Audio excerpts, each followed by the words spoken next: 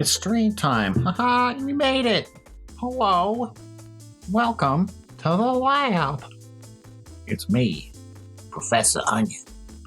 We hiding out here in the lab doing game development on the internet.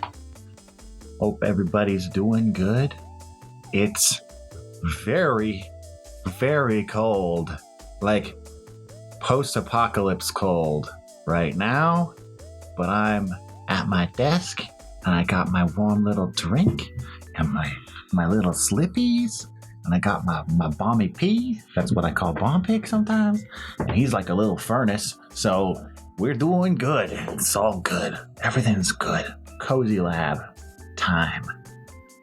Hope y'all are feeling warm and cozy in your own figurative labs as well. What were we working on today? I didn't do Jack Bazoo this week. I said I would, but I didn't. Ha! Tricked ya. Huh? Tricked ya. Pulled a fast one on ya. I said I would do work, and then I didn't. I'm such a tricky little goblin. I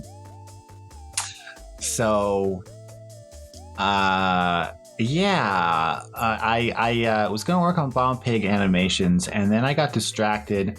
I have a comic book that I want to make at some point, and sometimes I get distracted, like, fantasizing about it and doing art for it and stuff. So I got distracted by that for the bulk of the week.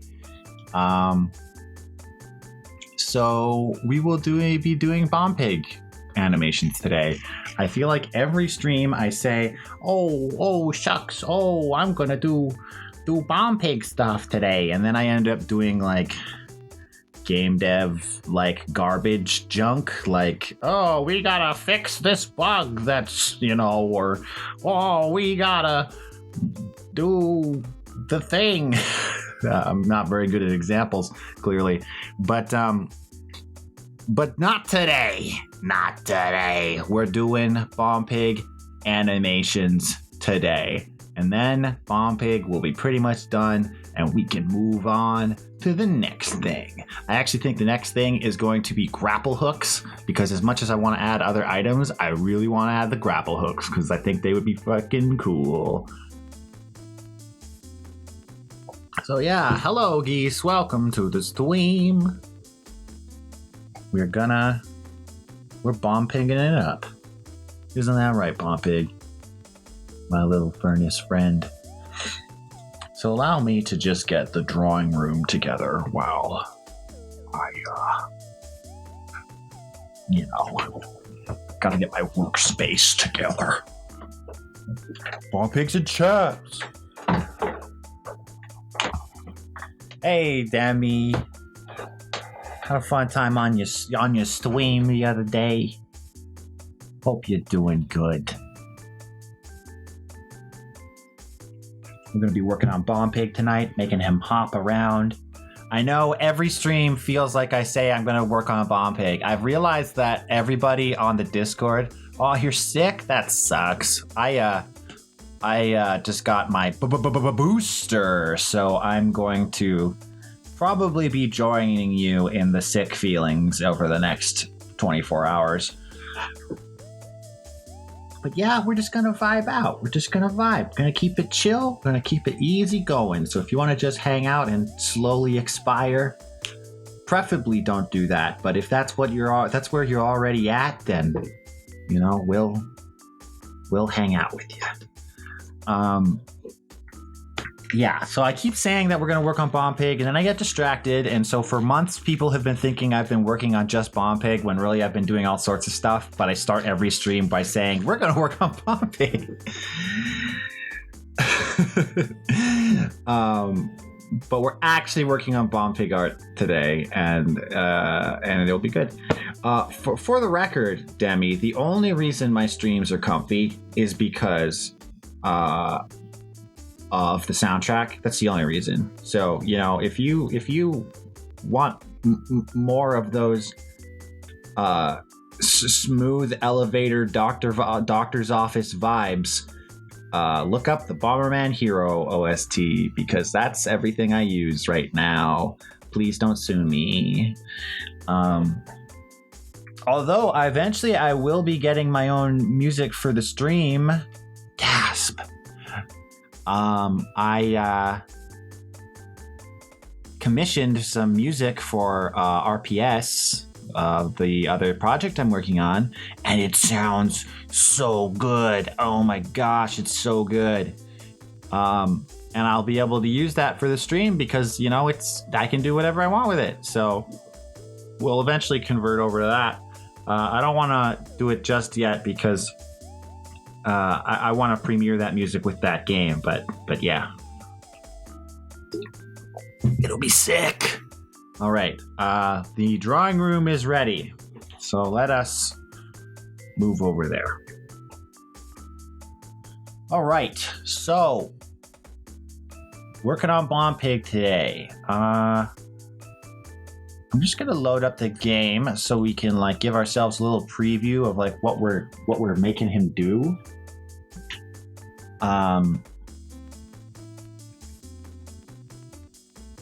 Sorry, I need to be able to see chat while I do this so I can talk to my fellow scientists. Come on, game. Why are you loading so slow, bro? There we go. All right, so we got our Bomb Pig herd. Look at them go! Ha ha ha! So many. So he only has 2 sprites as of right now. He has his idle sprite where he's just kind of hanging out. And then if you look down here, he's got his little, oh, I booped my snoot sprite, which we did last week. So what sprites do we have left? Well, we got to make him hop. He doesn't just slide on the ground. Believe it or not, Bomb Pig does obey friction. And he moves through space by hopping. He's like a little sentient cannonball. So we're gonna make the sprite for him hopping, and I want to actually make it nice rather than just him bobbing up and down. We got to make the sprite for him getting ready to explode. So if I throw a Bomb Pig, he's supposed to have a unique sprite right now where he's like his fuse is lit, and then we gotta make the sprite for the explosion, and this is something that I might actually leave to a contractor or something, because I'm not very good at visual effects, to be honest. Like I don't. It's just not really my forte. And I like the explosion sprite effects we have. But I've been thinking of making Bomb Pig explosions unique to every other explosion in the game, where it's an actual dedicated sprite rather than particle effects. And the sprite would be like a big flaming orb that looks like a pig. And the reason for that is because I'm thinking that it might make Bomb Pigs more useful if their explosion actually stays for longer. Like it's like a hazard zone that lasts a couple seconds, as opposed to just it explodes and then it's gone. So we might test that before I make any sprites or anything. But that would be the last sprite if we wanted to do that. So why are you glitching around? Why are you glitching? What are you doing here? Thank you. The VTube software I use kind of bugs it out every now and then. But first things first, we're going to do the most important one. We're going to do Bomb Pig hopping, because that's probably the sprite you'll see the most. You'll probably see it even more than his idle sprite, because he probably will never stand idle, frankly. So the most important sprite is him getting ready to blow up and him hopping. So we got to do a good job with these. So yeah. I'm just deciding if I want to do the blow up one first or the hop. Yeah, let's do the hop first. So we're going to open some stuff.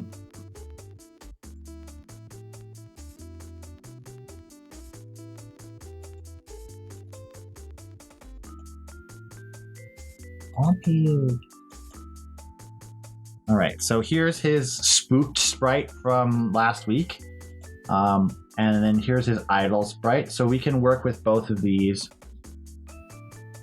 to make his hop. I actually have to make some corrections to the boop. His ear is kind of messed up. But we might just come back to it after I work on the animation, the animated hop, just because it will be a little more coherent if I do it that way, if that makes sense. Okay, so I'm going to save this as a separate file. I'm going to save this as Spook, because I called the other one Hop. And we'll open up Hop again.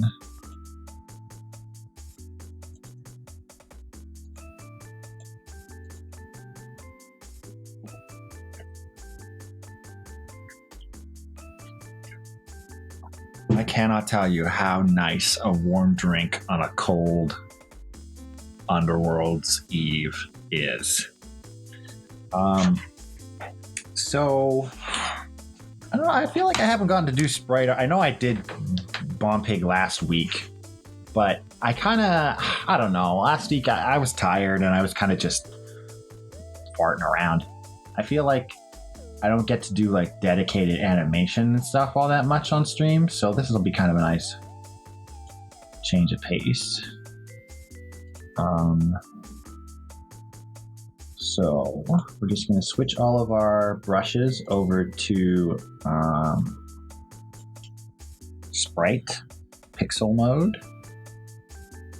Okay, I'm going to one of my big desires, one of my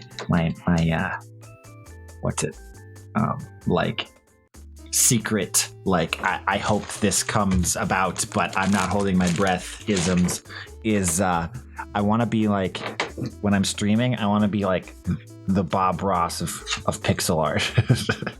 I want to be like, okay, we're gonna add a little nice Bomb Pig snoot right here, just a happy little snoot,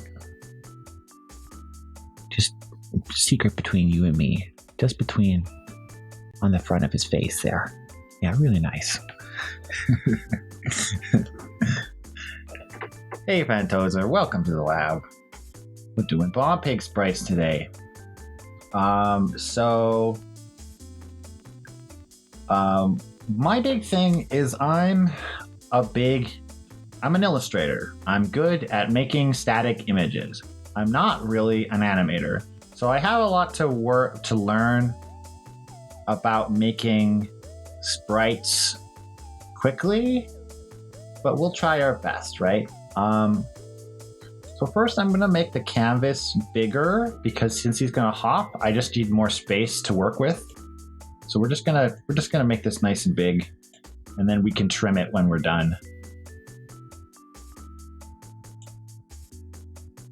The original Bomb Pig, he didn't animate for hopping. I just made him literally hop in the game world, like his hitbox would just bob up and down. But it actually makes more sense if his hitbox doesn't move, so we have to make him hop in his sprite. And I figure we might as well make it look nice if we do that, right? So I think the first thing we're going to do after having changed the canvas size is we're going to cut up his most notable features into pieces, and then we're going to move around those pieces as just like a basis for the animation. And then we can add custom frames when we need to change the perspective, like on his nose rotating and things like that. So we're just going to make these pieces just for the sake of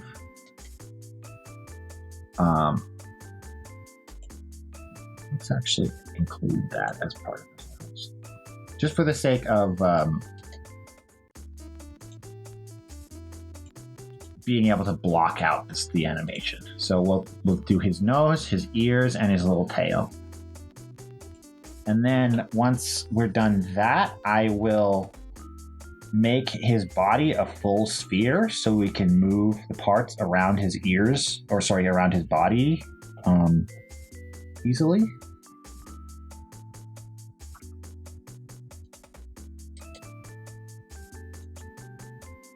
Okay, this is here.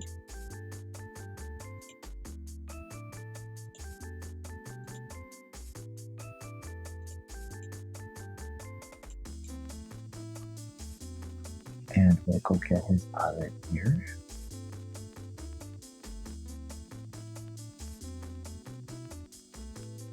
I don't know. Whenever I'm talking about Bombpig, I bring out this very like gentle, like I have to take care of him voice. You have to treat him gently, you know. He's a little animal, you know. He needs to be protected. Bombpig doesn't know the deep complexities of the universe. He needs a gentle touch. All right, so there's our pieces. I guess I could make his face a piece too, if you want to call it a face. His little cute cheek here. We'll cut that into a piece as well.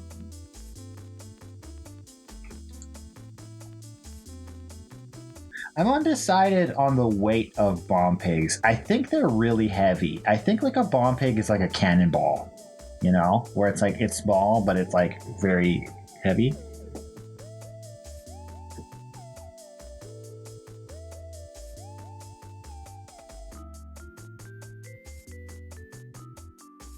So why does it make sense if the sprite is hopping and not the object itself? It actually has to do less with the collision of like I get what you mean, where it's like, oh, the player expects him to be hopping, so because they see him hopping, so shouldn't the object also hop so that like everything lines up correctly in the player's head? He doesn't really hop high enough for it to be something you have to prepare for as a player. It's a very like it's not a very big hop. But the reason that I prefer to do it, and don't get me wrong, this isn't like the way to do it, it's just the way that it worked out for me. The reason that I settled on, sorry, taking a sip. The reason that I settled on making him hop as a sprite is because of how Bompig calculates collisions with the ground. I need him to know when he's touching the ground so that he can do certain things. Like when he gets to the edge of if he gets to a ledge, he will stop and then hop off of it. So if he's constantly hopping all the time, it makes that calculation a lot more annoying to manage, because then I gotta like have some kind of sensor or something that's checking if there's ground under him, even if he's in the air or things like that. So if he's just always touching the ground, it kind of simplifies the process for him knowing what he should be doing at any one moment, whether he's in the air or on the ground. So he used to hop in the old version, but it made it difficult to make a simple way of managing his kind of states. So that's kind of why I settled on that. But that's a fair question. Like in a lot of cases, it would make sense to just make him automatically hop. Okay, so now we're going to make this a full sphere. I'm just going to cut some more of this black part off and merge it with the front ear. Oh, no, that's the tail. Ear? No. Ear? Yes. Merge layer. There we go. Now we'll make this a full circle. So I'm just going to copy. Nope, not that much. Nope, not that. No. Okay, Bompig. Behave. Okay, I'm going to rotate this piece so we can just make sure that the circle is like an actual circle as opposed to like a kind of a wombus. You know, a wombus. Let's copy that again. Oops.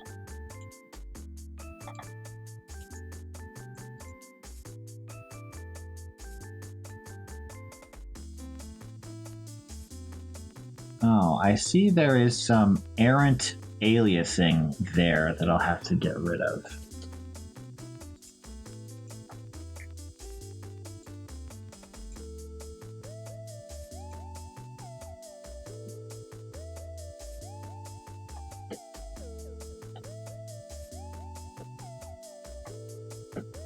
Just magic wand this.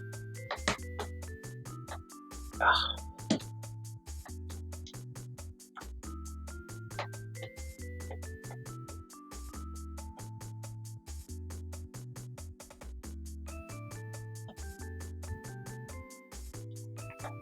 All right.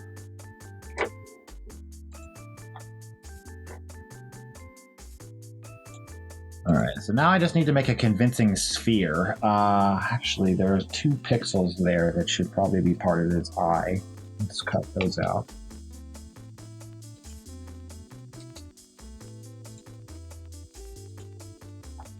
Ugh. Whenever I've got my shots for, you know, the whole global panini, my joints really hurt. I'm starting to feel it like in my arms right now. And I don't know why. It kind of feels like I fell down a flight of stairs the last time I got my shot. It only lasted like a day, but it was not fun. But, you know, sacrifices must be made to ensure everyone's health. Right? Okay, we're just going to make sure that this is an actual circle. Yeah, cool.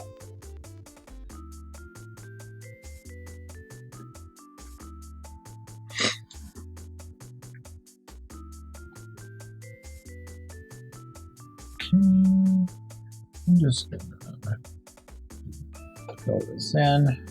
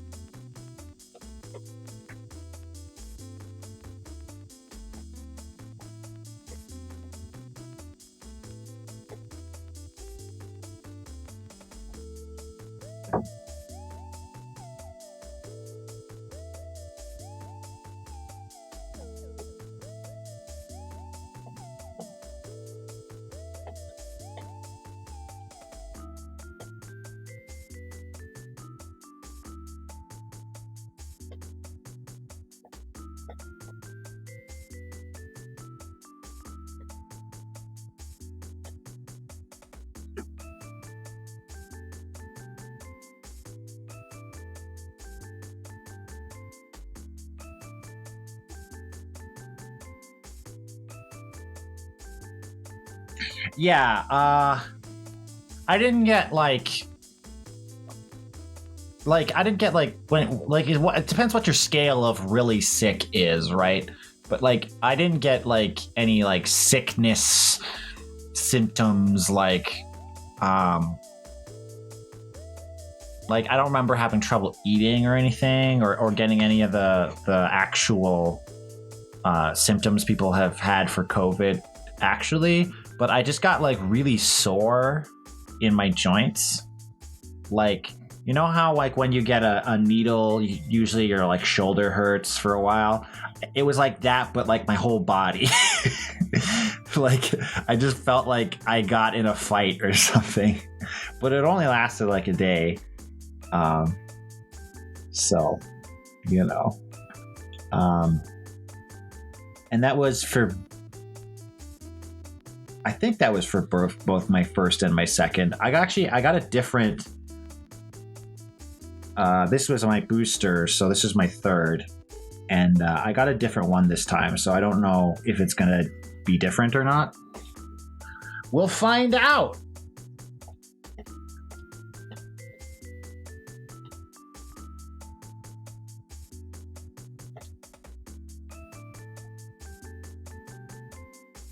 But yeah, I mean, it's just one of those things where it's like, yeah, it's uncomfortable and not fun, but you know, necessary evil. I mean, I wouldn't even really call it that, but just a necessary thing.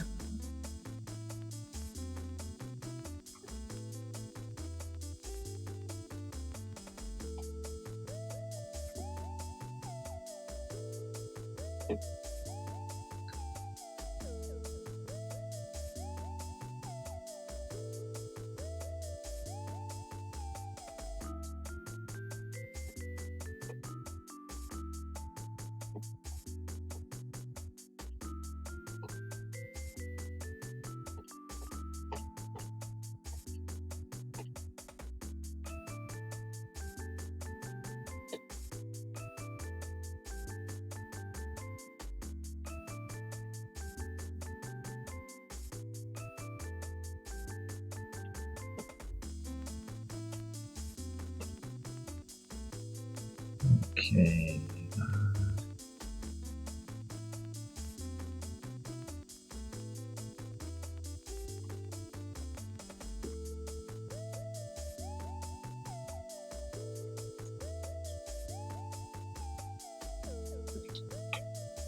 Just gonna have the base sprite viewable here, just so I can compare it.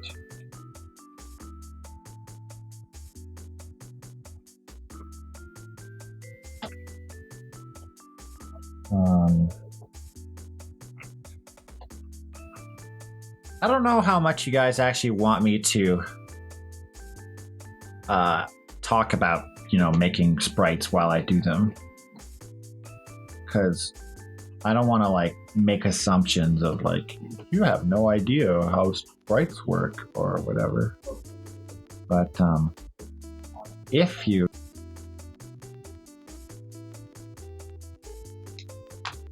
find that interesting, I can narrate a bit more.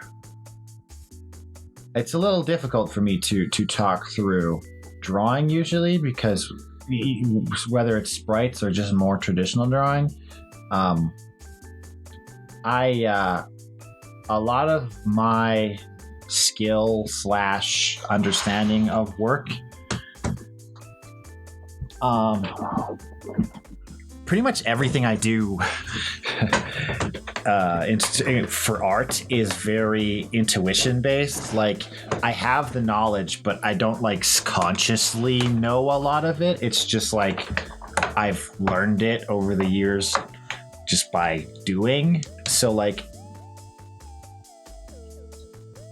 don't articulate what I'm actually doing very well, because it's I kind of just let my hand do it and it just kind of happens.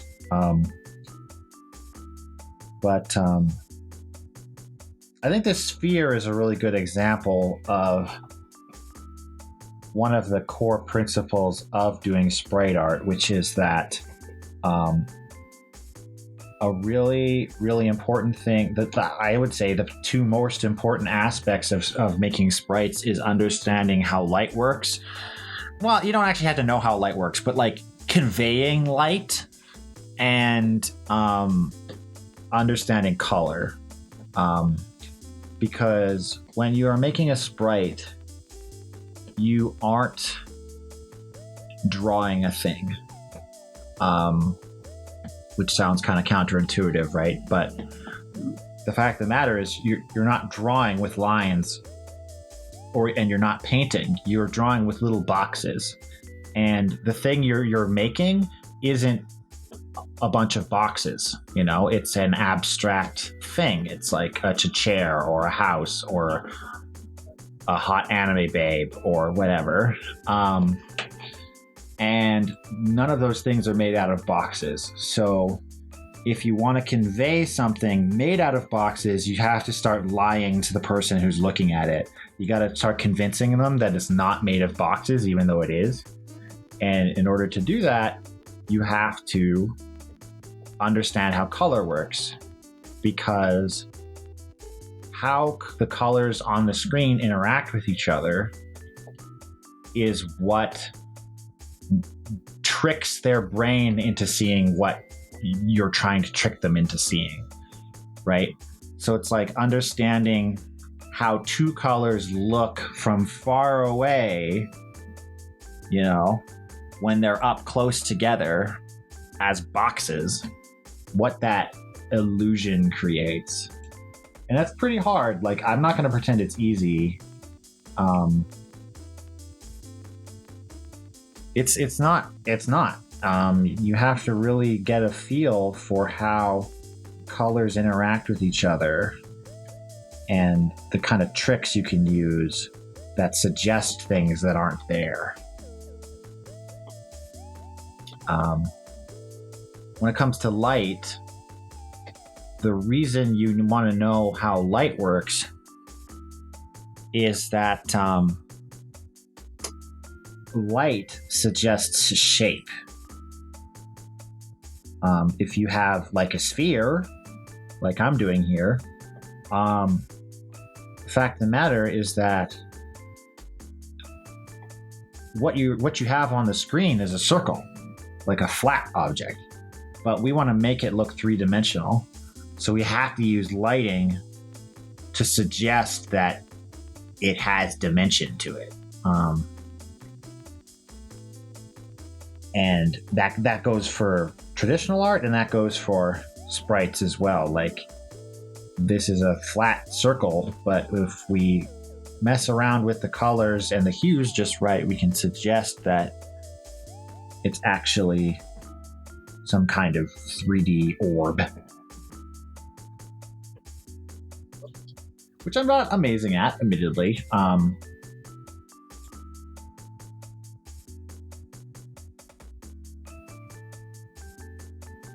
And I'm also getting a little carried away on, because you can't even see this part of him when his nose is there. But I just wanted to, before I get too far into working on the sprite, I kind of want to just refamiliarize myself, because it's been a little while.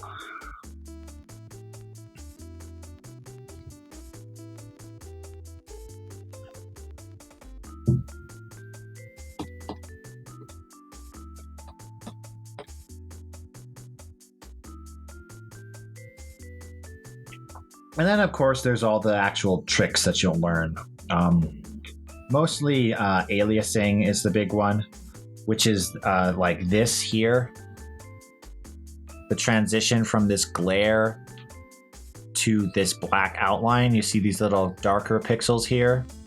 That's aliasing, where you put little transitional colors from a big dramatic color shift to kind of soften the curves and things like that. So if I zoom out, that looks like a soft round edge, even though it's not. It's a bunch of blocks.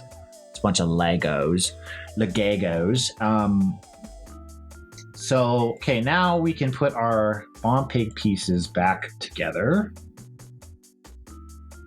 Hey, where'd my tail go?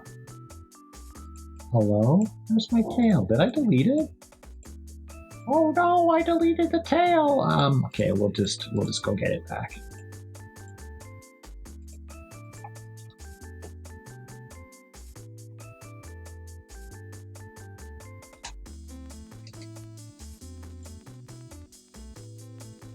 Now go behind his body.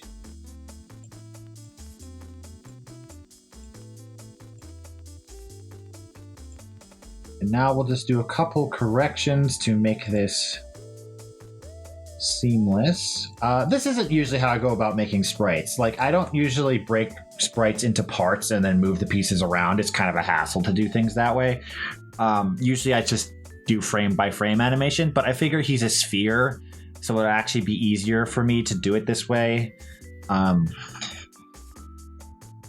of just making things up. So I think the first thing we're going to do is we're going to just make the sphere hop, and that'll be our basis for the animation. We might make the sphere squash and stretch a little bit too. But I don't know if he has enough force in his hop to really merit that. So we'll just get him to hop first. And then we're going to start moving the features around. So let me bring up the timeline. And we're going to create a frame animation. We're going to make each frame probably 0.05 milliseconds or seconds. Seconds? I think it's seconds. And we'll just make them hop, I guess. So maybe like there.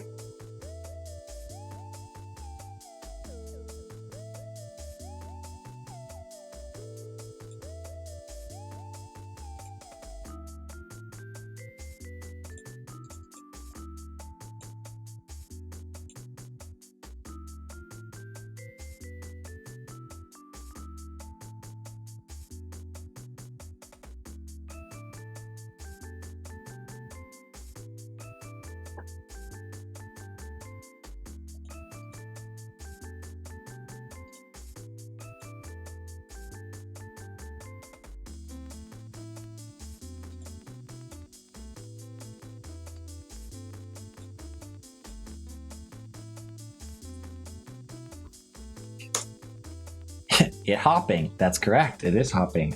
So we're gonna do a little squash here and to see if this looks any good. So squash and stretch. That's a traditional animation kind of tenet, like core to animation. The idea being that you can literally squash and stretch things to suggest like motion and like weight. So what we're going to do is when he hits the ground, he's going to squash a little bit. And then when he's in the air, he will be not squashed. So we'll scoot this down here.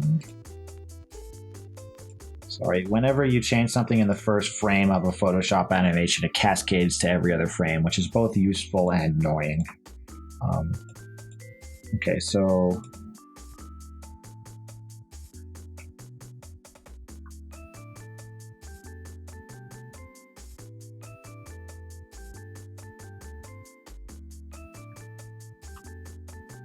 that gives him a little bit of softness, I guess. The squash might be a little too exaggerated,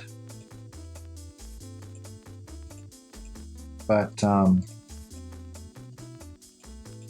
we'll see. So we'll also try doing a stretch just to see.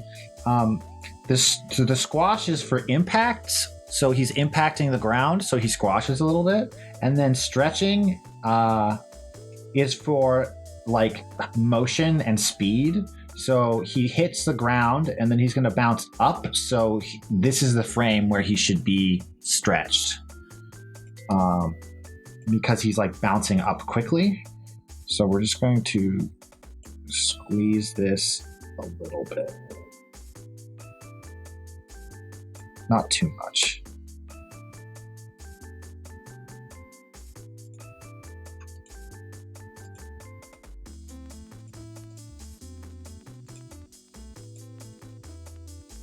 Let's take a look at that. Look how bouncy he is. Little bouncy buddy. Yeah, I like that. It's a little exaggerated, right? Like maybe we'll make the impact on the ground a little less ridiculous.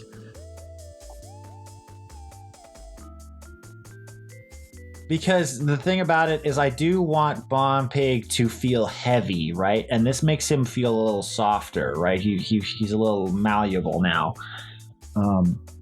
So we'll maybe reduce the squash a little bit.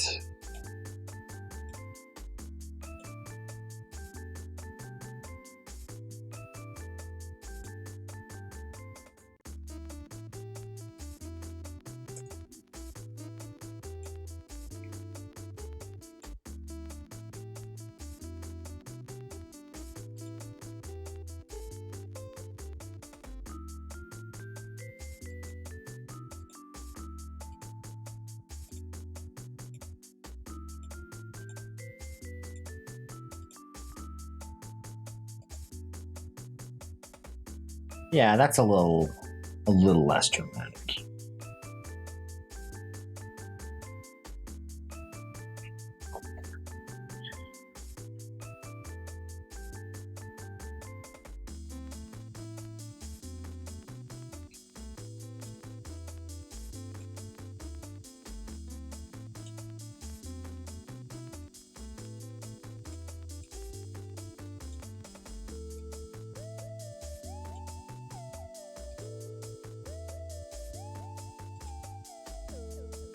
Oh, I like that. Okay, so we're giving him another frame here of roundness when he's on the ground.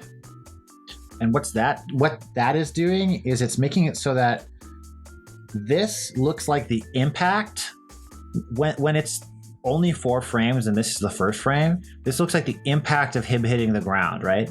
But since we're adding a frame before that, this looks like preparatory action for the hop. So rather than being the reaction, it's like the preamble, the preparation for him hopping, which makes it look less like it's a ball hitting the ground, and it makes it look more like it's a ball that's hopping, like it's propelling itself into the air, which is what we want.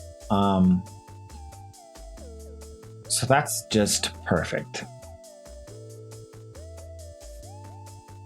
Okay, so now what we're going to do is we're going to move Bonpig's pieces around to suggest movement. And then once we're done that, we'll actually do the custom frame-by-frame animation. So here he's squatting down to prep for jumping. So I think his little snoot is going to go down. Probably not by a lot. 1, 2, maybe. Same with his ears. This back ear. Where is it? There it is. This one should be behind his head. So these should probably go down as well.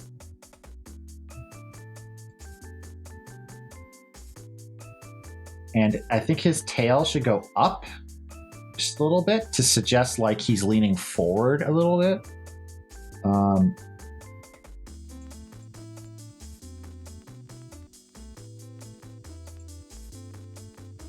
Okay.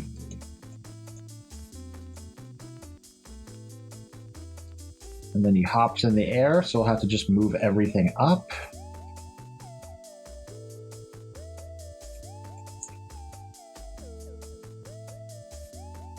And this is going to be a little broken looking because some of these parts don't, work for every frame. I'm going to move his nose up and his tail down to make him kind of look like he's leaning up. Like the front of him, his nose is pointing up and his tail is pointing down. So he's kind of leaping.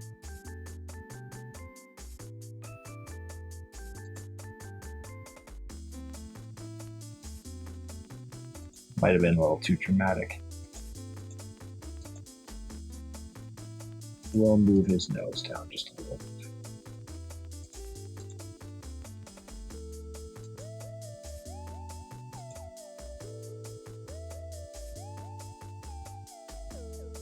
Yeah, we could probably scoot it up a little bit.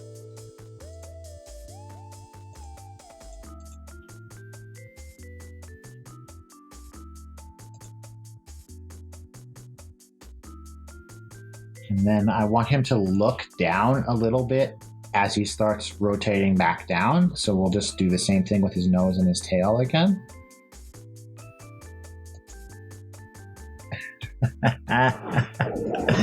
Look at that, he's just came to life. Oh, I love him so much. My heart and joy. My one true son.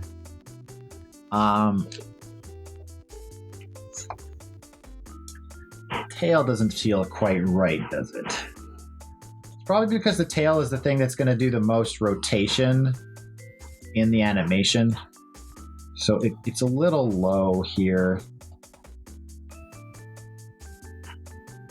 But it's probably where it would be. You probably might want to move forward a bit because he's squashing there.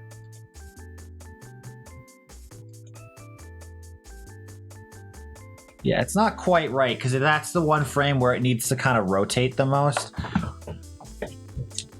Oh my gosh, I love him so much. Jesus Christ. I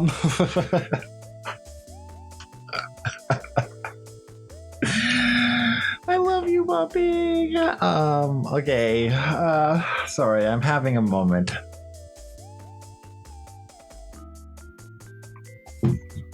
Okay, now we pretty much just gotta like actually animate this.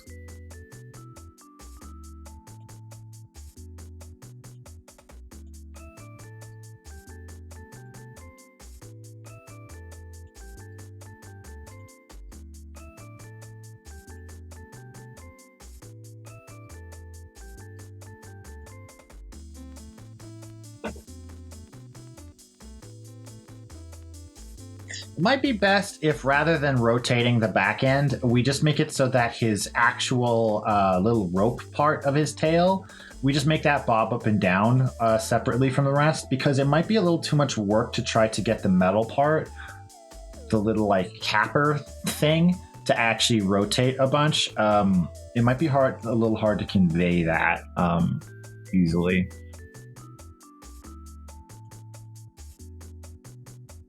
Yeah, this feels like it should go in a bit.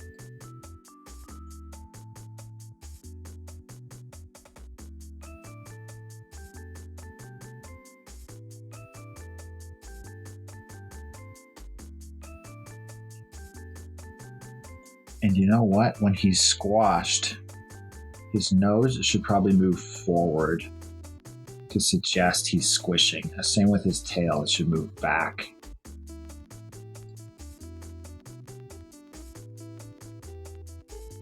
And then when he's up like this, his nose should go in.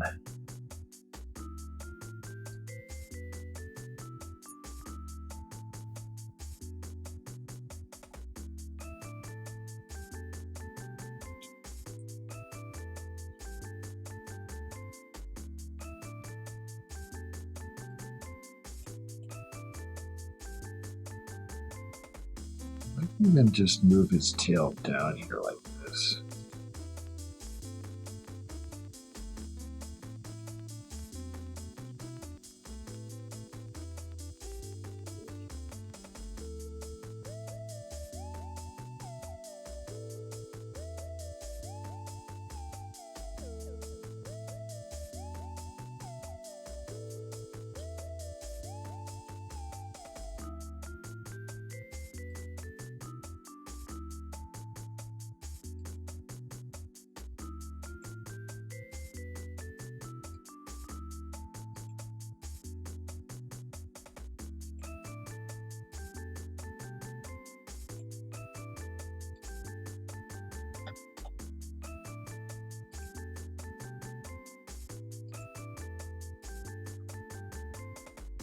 Hell yes. Oh my gosh, I love you so much.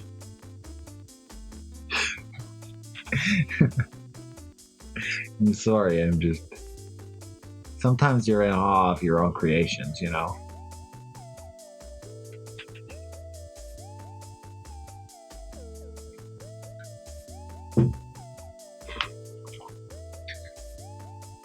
Okay, this would probably be easiest if I just lowered the opacity of everything now and then did a frame by frame animation.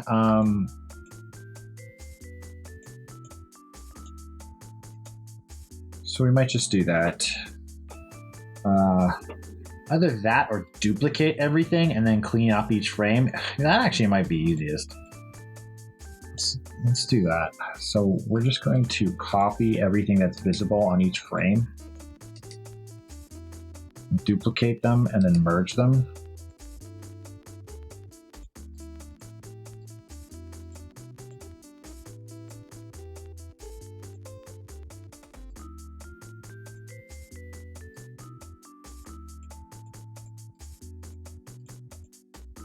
And then we can clean up each frame.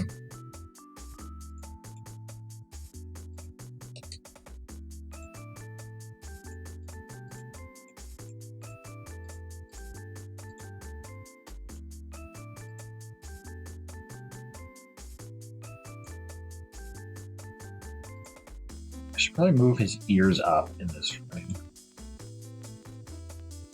Up and back.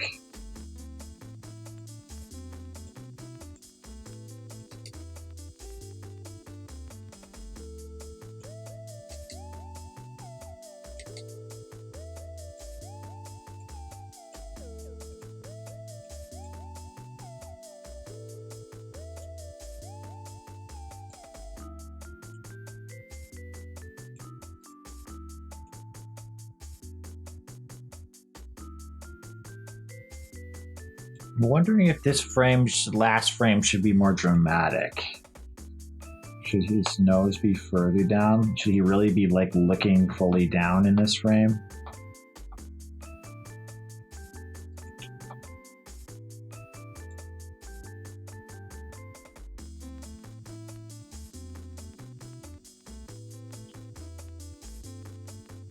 No, I don't know if that's right.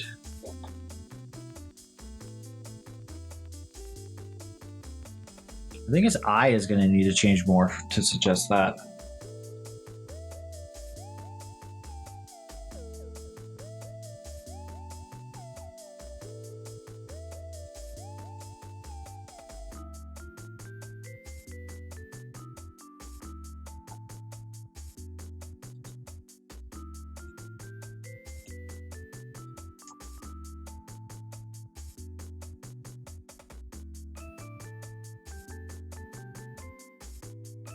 Well, maybe actually. Maybe that's better.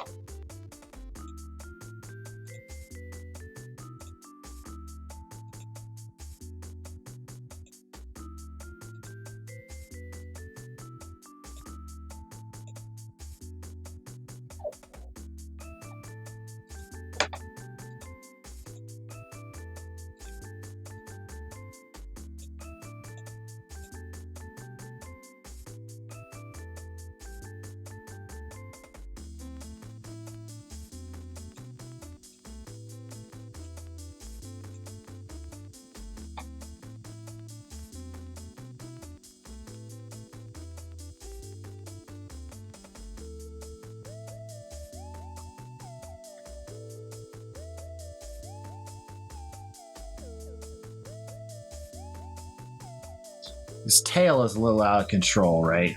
It's not really conveying the way I intended it to.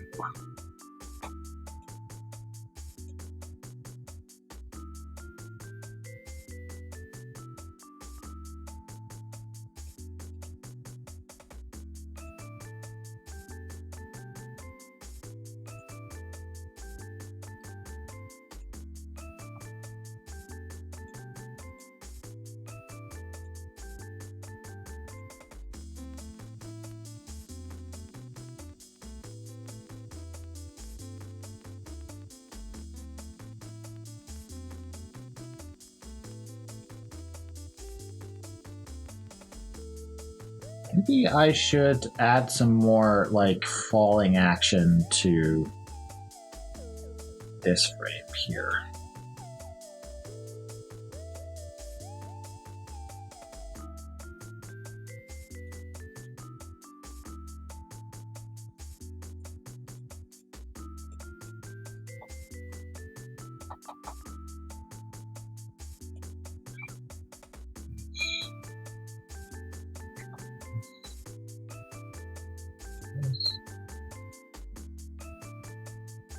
There we go.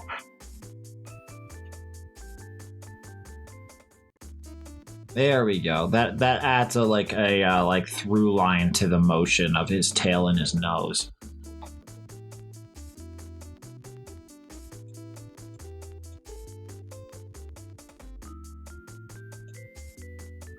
Yeah, see, like this is him falling down, and then this is him squishing as he hits the ground, and then stretching as he lifts into the air. This is kind of like him at the peak of his jump, and then he starts falling back down again, hits the ground. Yeah, very good. We could theoretically, let's try this. We're gonna make him squished in this frame too, because that's him speeding back downward, and that might make his impact look stronger when he hits the ground because of the difference between him being squished and stretched. So I'm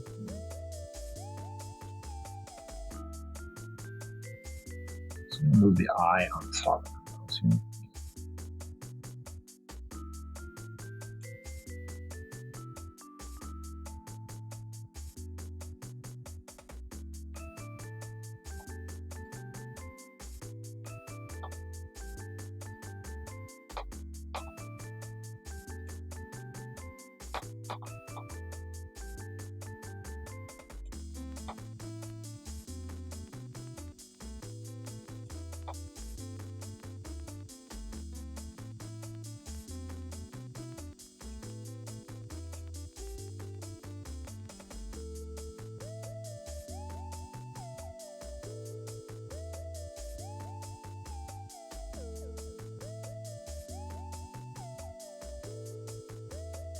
It might have been a little too dramatic. I think he needs to squish harder for that suggestion to work. Well,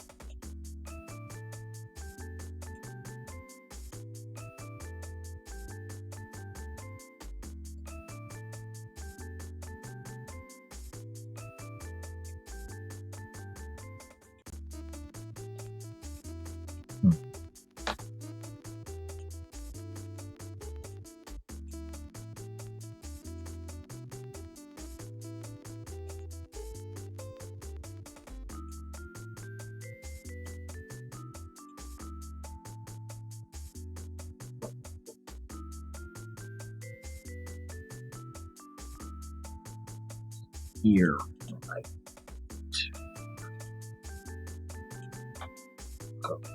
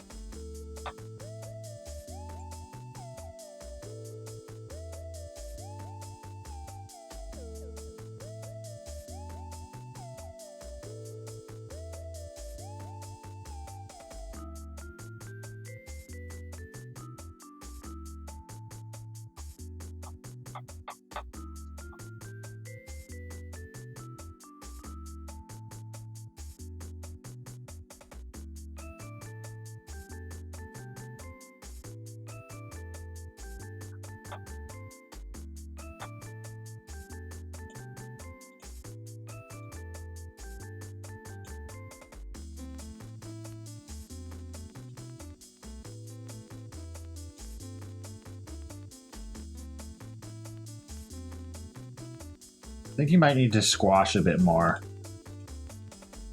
I think the stretches are good, but I think he needs to squash more here.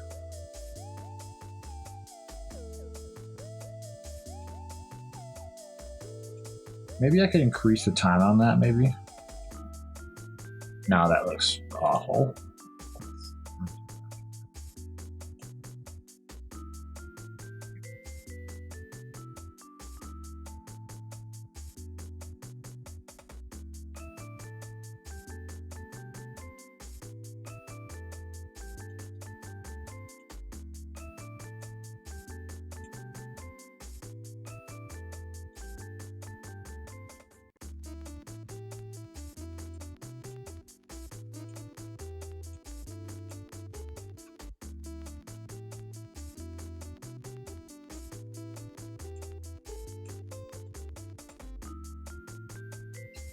I think that's all good though. So let's merge these layers.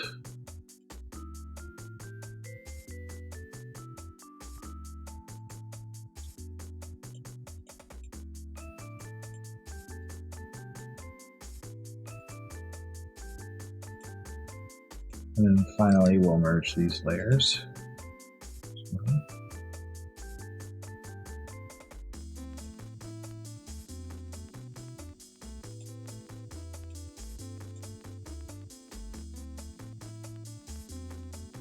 Hide all this.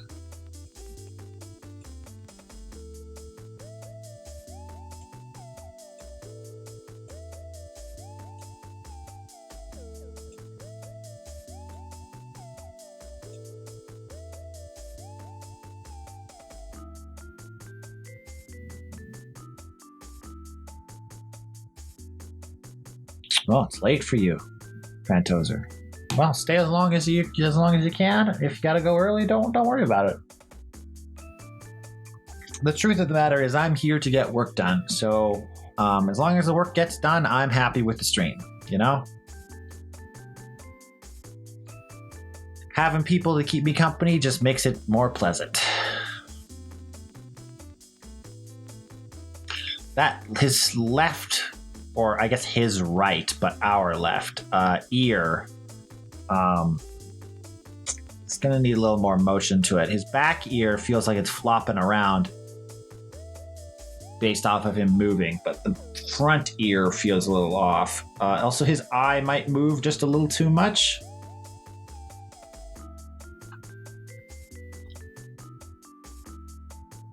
I probably shouldn't have unified all the frames just yet, but we'll have to live with it now.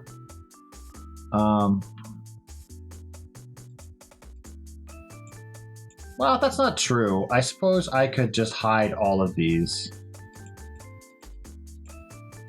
And then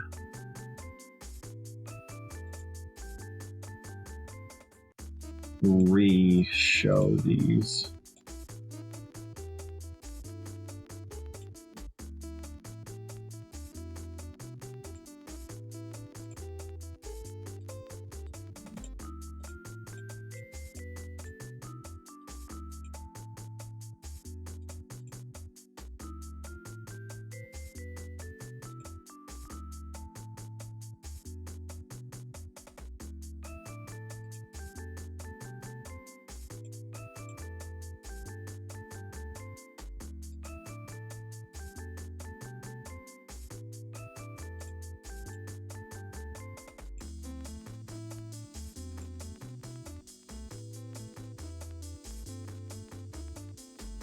Oh, that's weird.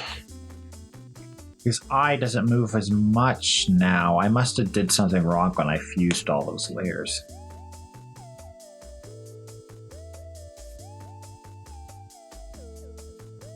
His nose does feel very dramatic with how much it's moved.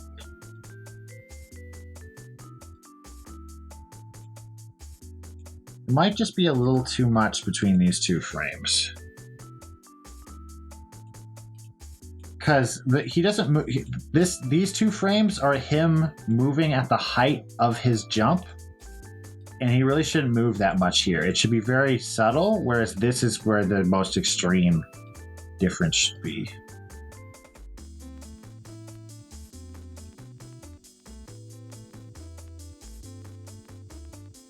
Oh yeah, that's much better.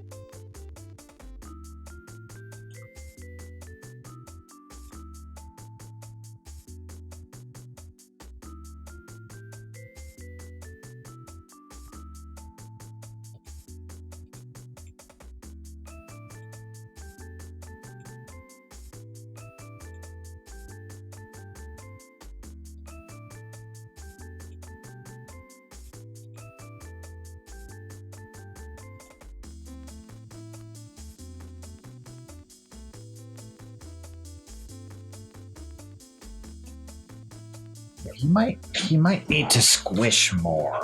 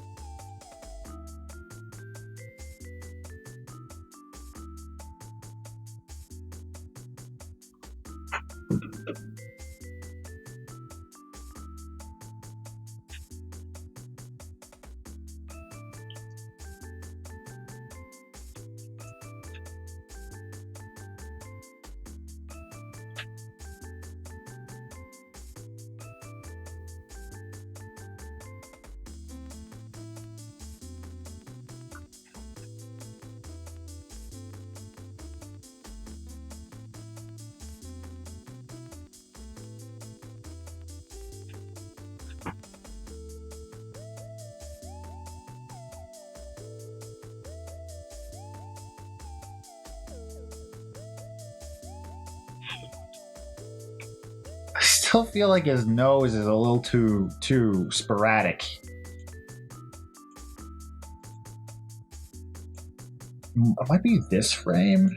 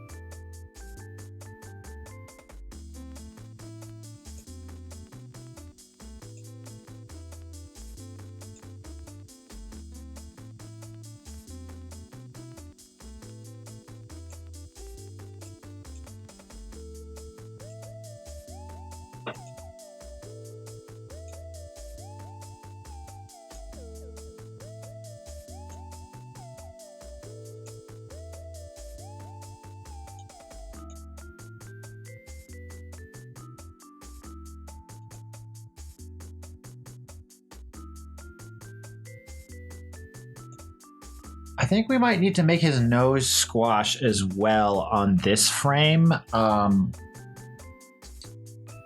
because it's such a dramatic movement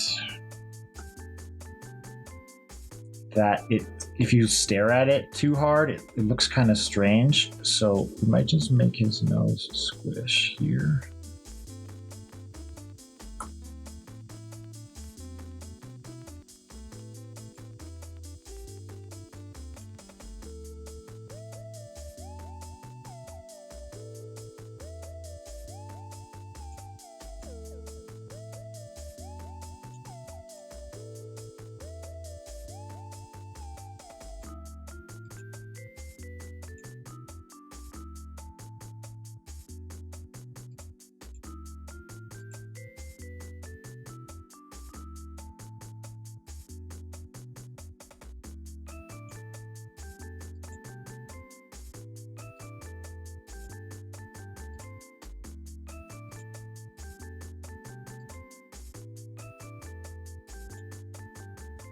There we go.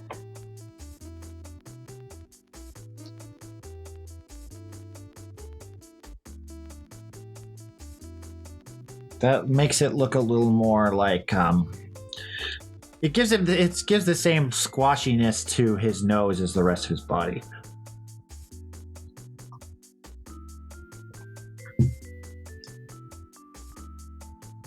If that's the case, maybe we'll try stretching his nose as well. That might be a little too much, but we'll give it a try.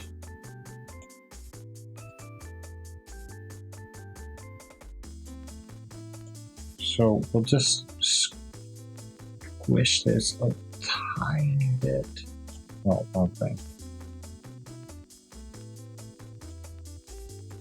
Yeah, squish this just a tiny bit to give it the impression of stretching.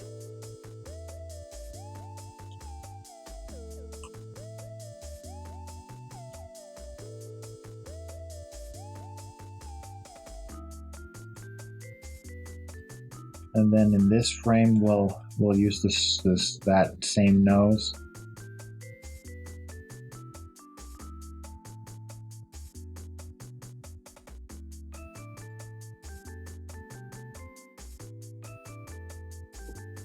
Might affect everything just now.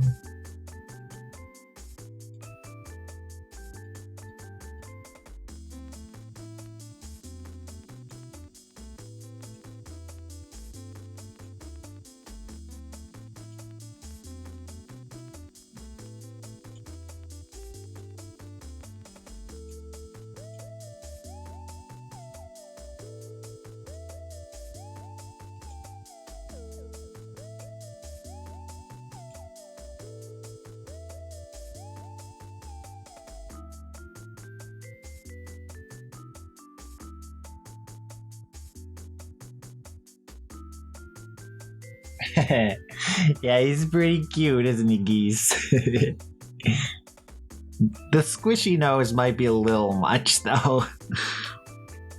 Makes it look like it's like full of water or something. Well, actually, It might just be a little too squishy, but it's actually pretty cute.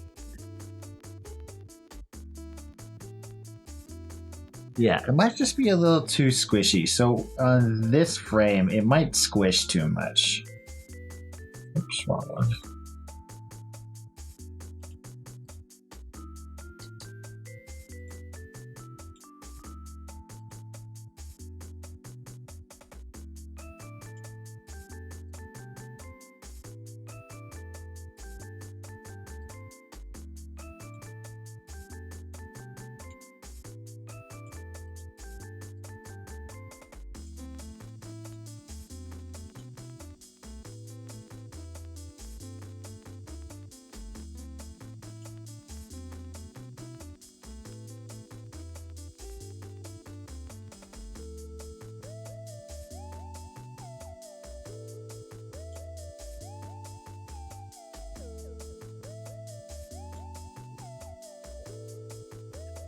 I'm gonna have to do this manually, actually.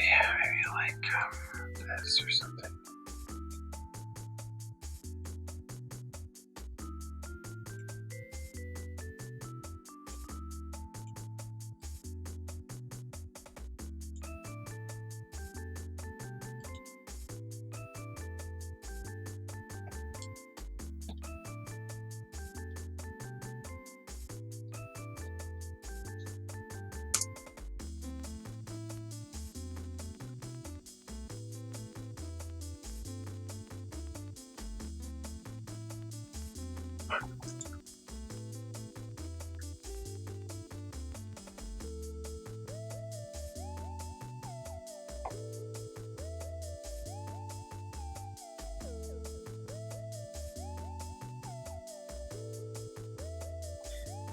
It's funny because, like, I like this animation. I think it's really cute. It kind of doesn't convey the physicality that I imagined Bomb Pig having. I imagined him being really heavy, so he doesn't look like a heavy object that just is kind of bouncing. He looks like a soft, nice little thing. But at the same time, I mean, he's Bomb Pig, so maybe he should just feel soft and nice, you know?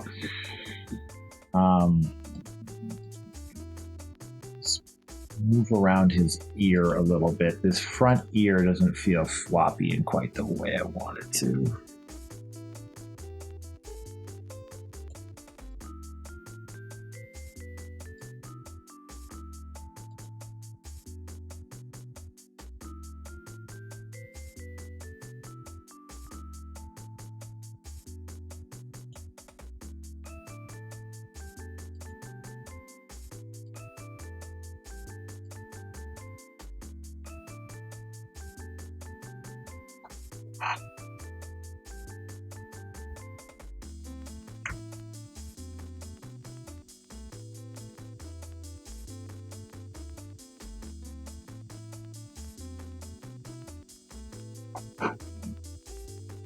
Yeah, he almost feels a little like over animated, you know?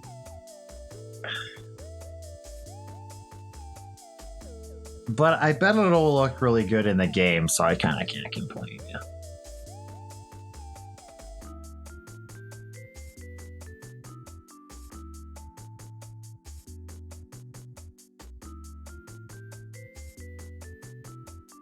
Oh my gosh, I love you, Bomb Pig. You're just... Who needs kids? Who needs kids? When you can just draw one, you know? Who needs to conceive a child when you can just make an animated pig? Oh my gosh. Ah, my boy. I love you, Bob Pig.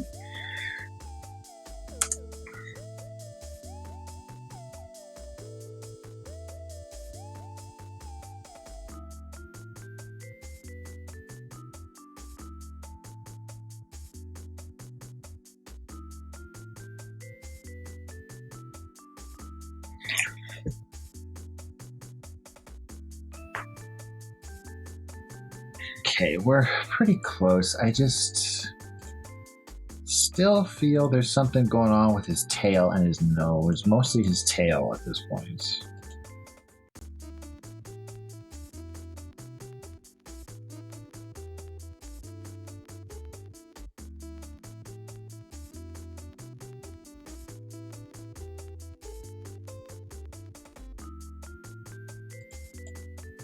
It's probably just because the tail isn't animated yet, so it probably just looks weird because it's just a static image moving around. I bet if we actually got the tail animated, I would stop feeling it looks weird.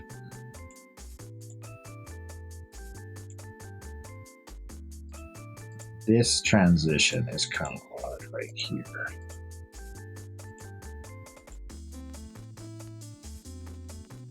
Because he's going from stretching to not stretching, but the tail just moves rather than stretches. That might be a little bit of the issue there. So I think we just gotta actually get to fully animating him as opposed to moving parts around, and that'll look fine, I think.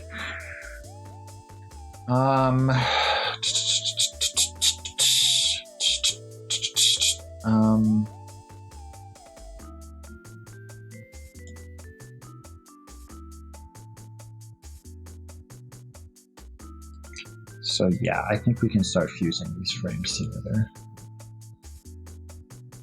You know what I'll do? I'll just save this as a separate file so I can come back to this if I need to, if I need these parts again. Just Sometimes you need to move on with an animation or a drawing, you just got to get brave and literally throw away parts of your work, like by fusing things and crushing down what you're working with.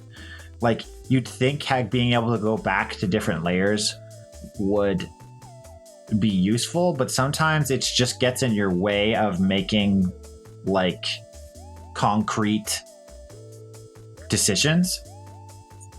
So saving that file, we're not going to go back to that file. Let's not kid ourselves. We're not going to go back. But by saving it, we can give ourselves the freedom to just make the decision and move on and actually make concrete changes to what we're working on. So we're just going to start flattening all of these layers.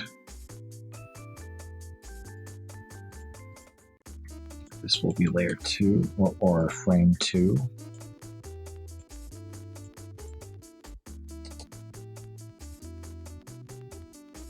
I'm just going to hide the background for this to make this go faster.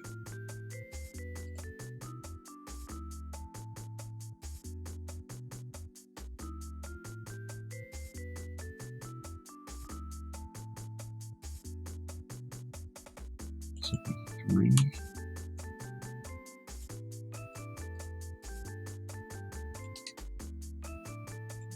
This will be 1.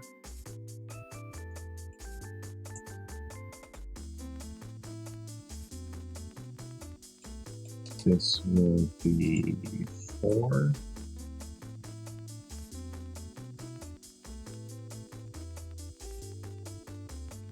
This will be 5.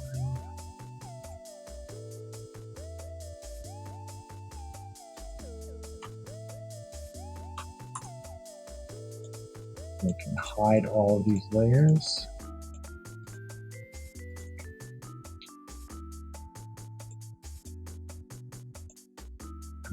This is 2, 3, 4, 5. Get rid of these frames. And then I'll add the background back so I don't kill my eyeballs. The reason that I'm always working with gray as the background is because, especially when you're working on sprite art, but generally just, working on computers so often, if I have a high contrast background, like this black outline with a white background, I'm just going to be burning a high contrast image into my retinas. So I just use like a very, usually even darker than this, gray while I'm working so that I can actually stare at the screen for, periods of time. Particularly with pixel art, it's good to lower the opacity of what you're working on if you know the colors are good, just so that the high contrast of what you're looking at doesn't hurt your eyes.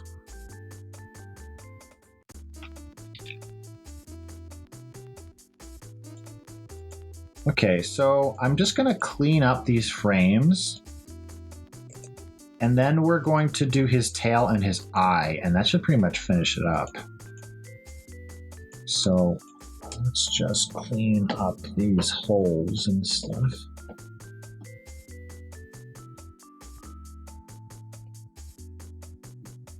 And his nose is a mess because I stretched it, right?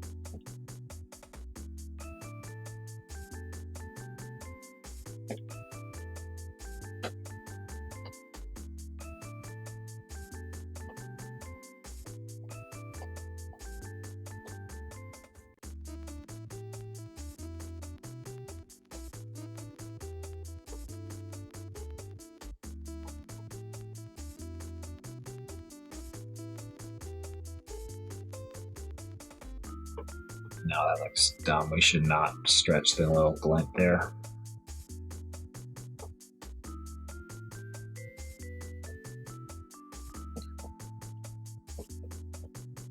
Have a little bit of trouble with little elements of light when I'm animating sprites, because like this glint should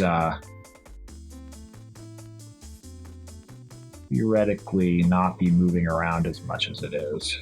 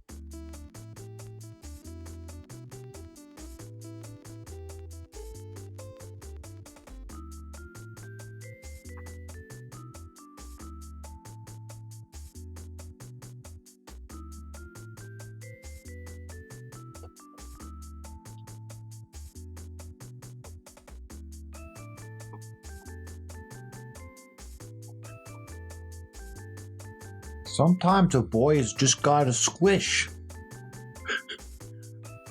Sometimes you just gotta get a little squish into your day.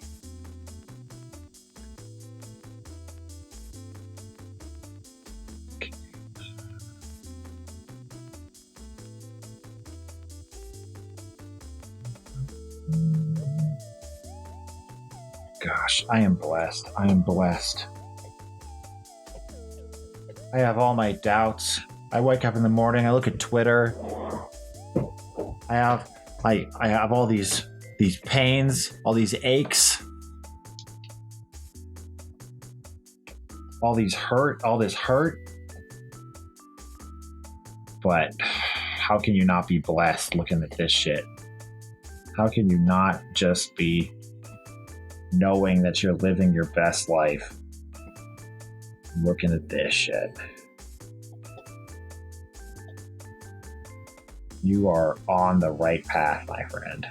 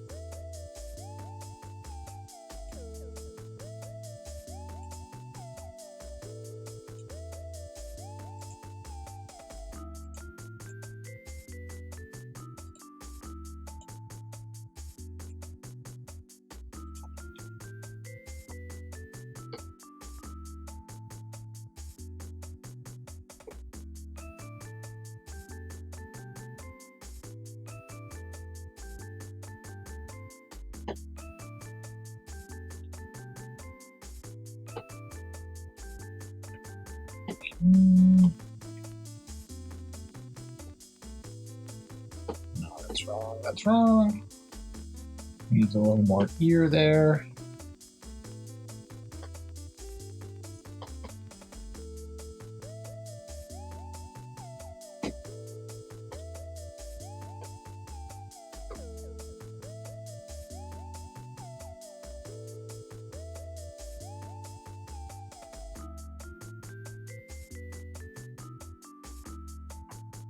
So close. So we just got to do his tail and his eye. Tail is going to be kind of interesting. So the tail, we want to add some extra. The tail has some bounciness to it, right? Like it's springy and it's like it kind of would waggle separate from his body. So we're gonna have the tail have some delayed motion to it compared to the rest of his body to suggest that, like imagine you have like a weighted, like, I don't know, how do I say this? If I put a ribbon on a ball and then throw the ball, the ribbon is going to whip and lash around in response to the motion of the ball. So if the ball is sailing through the air, the ribbon is going to be, trailing behind it. But if the ball hits a wall, the ribbon is going to whiplash back after the ball hits the wall, not the second the ball hits the wall, because it's responding to the motion of the ball. So we have to have his tail move after he moves, and that will make it look kind of like it's moving in response to his movement, and it has a little bit of give compared to the rest of his body. Now, unfortunately, the way I kind of drew it, the entire part of his back end, like the metal part too, kind of looks like it has that same give because it moves around a lot. I don't really have anything I can do about that. Maybe this frame I could like reduce it a little bit. It's just a little too dramatic maybe here.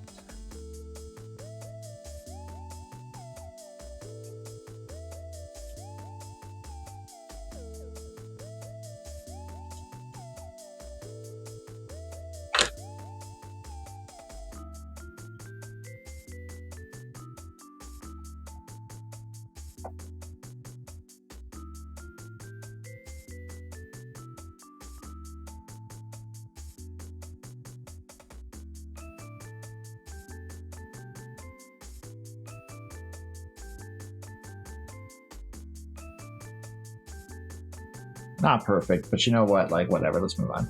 I should fix that.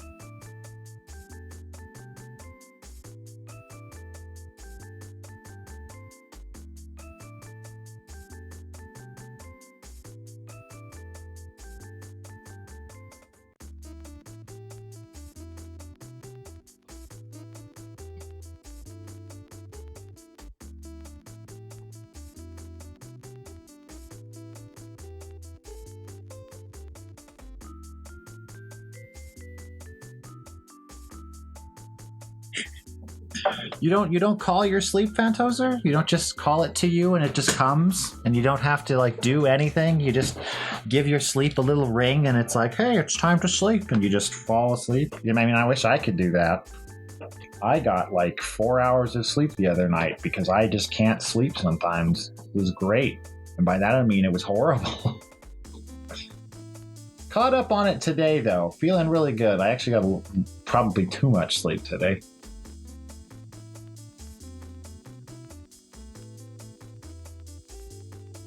Ah, see? His tail kind of like has a little bit of a whip to it now. You lost the number? Hello? I'm looking for my sleep cycle, please. Hello?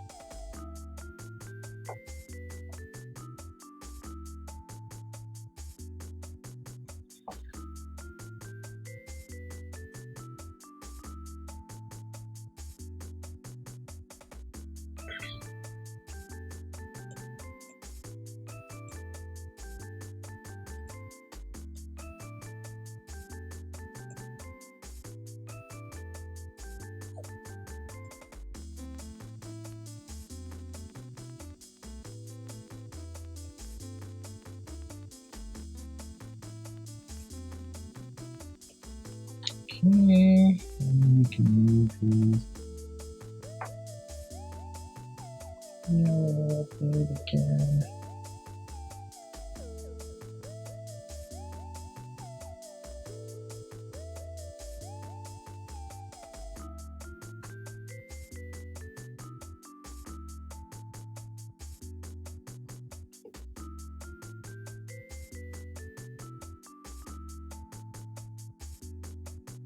KL can probably still be like whipping back in this frame, so I'm just going to copy and paste it here.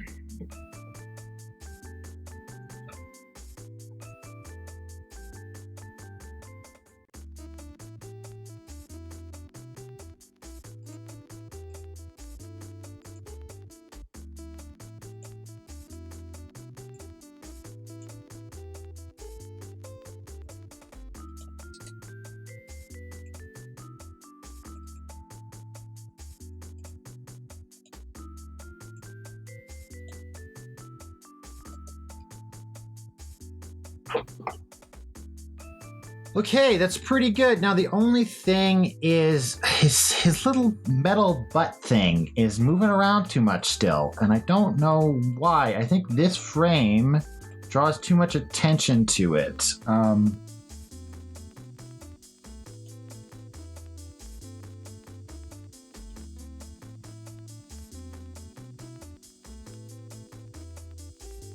It's kind of like jiggling.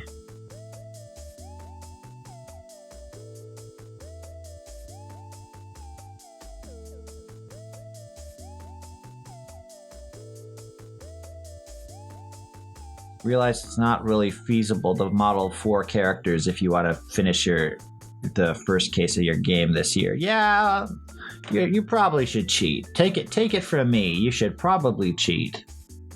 Just make them all the same guy and give them different hats or something.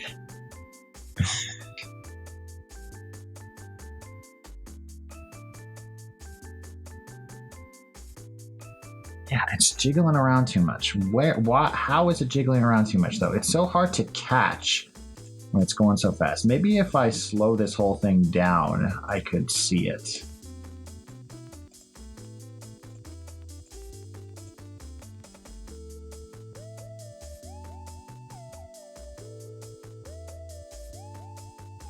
It's that frame where it all inches up a little bit.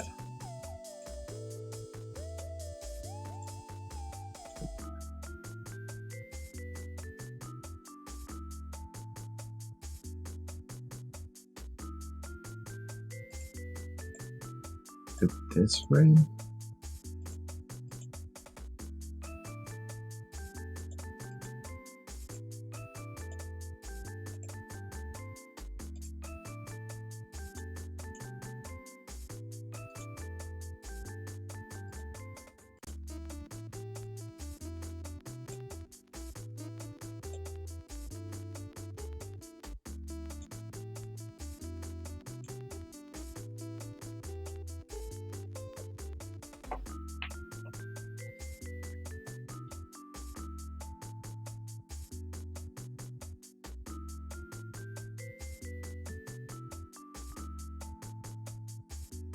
Okay, I think that's better.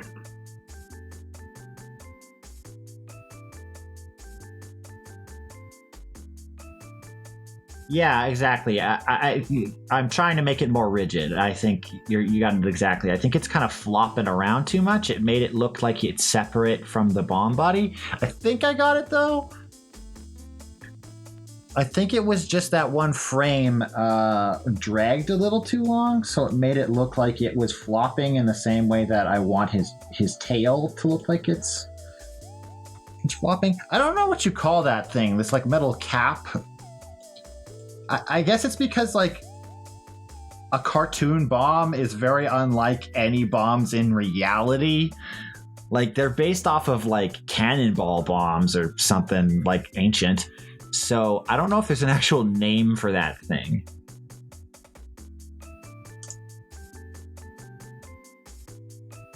Oh, whoops, I didn't change. Okay, so 0.05.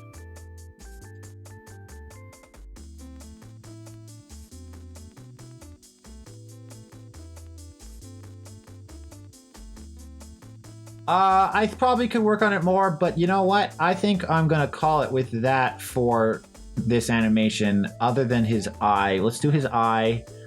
But like, I'm gonna say that's good. Like, it's cute, right? Like, I don't think we need to go any more crazy with it. There's a surprising amount of things having names that the average humans don't know about. You know what? That's true. There's like a name for like everything, and you're like, wow. We have a name for the first step of a flight of stairs going into a gazebo. like, there's always something. So yeah, if we make his eye squash and stretch just a little bit too, that will probably sell the animation fully. So we'll just duplicate his. Right, it's a different layer. Okay, well, we're just gonna open the old one and steal his eye from this. Yeah, there it is.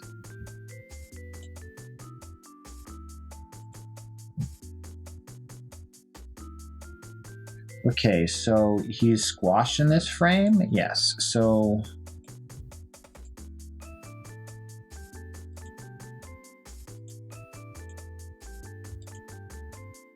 his. I could probably scoot his eye forward in this frame.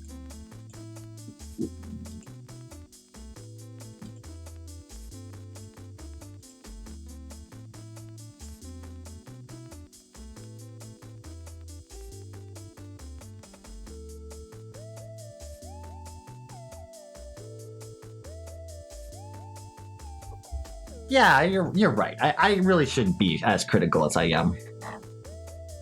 It is very cute. You just want things to be absolutely, utterly perfect all the time, and really, you just gotta accept it for what it is and let it ride, and then like once you've had a day or two away from it, you look at it and go, wow, it's great. I don't know why I was so critical of it. You get too invested when you're working on something. Okay, so scooched his eye forward a little bit there.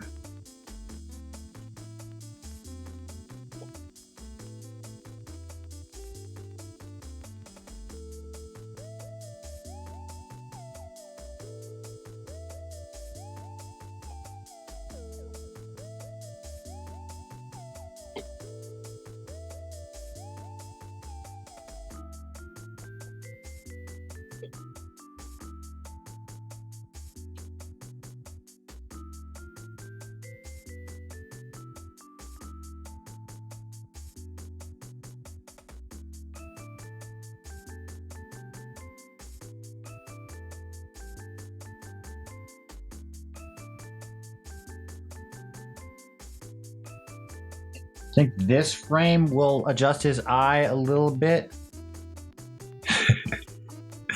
One day, Debbie, the plushie will come. I think the Bomb Pig plushie will definitely be the first piece of merchandise I try to get made.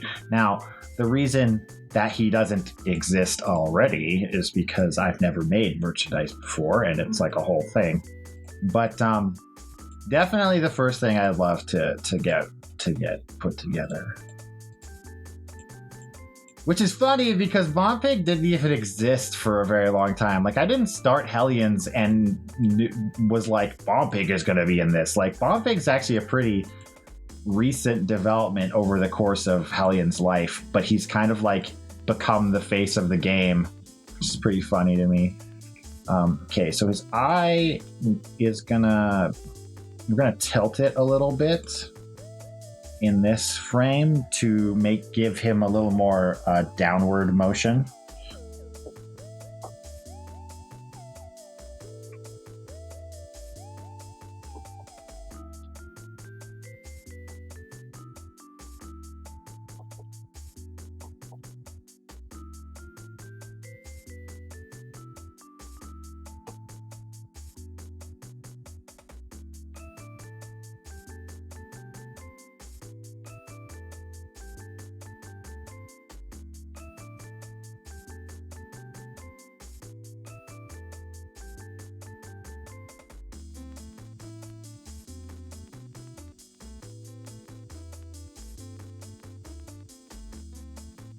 Oh, yeah. There's some photos out there from our live events, where you can see we did make Little Hellion shirts. I don't think there's. Well, no, there might be some left somewhere. There were tank tops. We didn't make enough that we could like make a store and be selling them. We just sold them when we were in person. So yeah, if you see someone wearing a Hellion shirt, it's either me or my buddy Devin who helped me out with showing the game and stuff. It's actually probably Devin if you see it wearing the Hellion shirt, because I actually didn't wear it very often when we showed at events. I kind of had this thing where I was like, I shouldn't wear it because like that's like a band where like them wearing their own t-shirts, you know, like it just seems a little uncool. So I didn't wear the t-shirt very often, or sorry, the tank top very often, but I'm sure there's a couple photos where I'm wearing it. If it's a picture and they have big hair, then it's me, but don't tell anyone. Because obviously I'm an underworlder and not a human being. Obviously, I'm a little onion-shaped person, not a human-shaped person.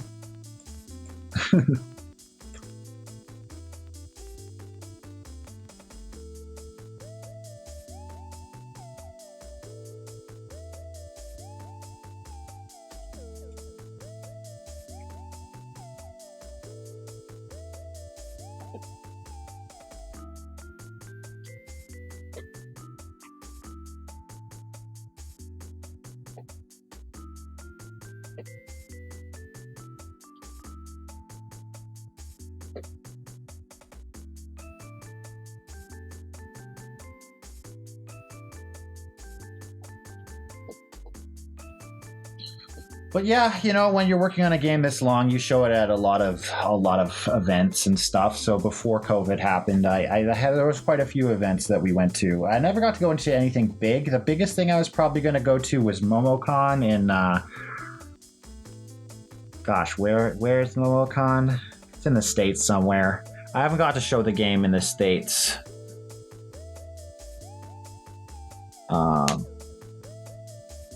Before, like I've only ever showed it in Canada, right? That's the closest portal to the underworld, of course.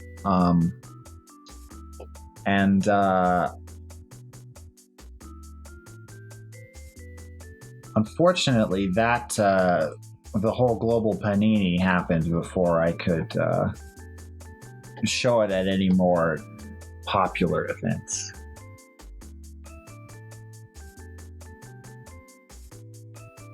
Yes, I do not know the French. That's kind of a more of a Eastern Canada thing. I'm on Western Canada, where all the cowboys and the non-progressives live. I live in like the Canadian version of Texas, which is like comes with its own issues. I'm sure you could imagine.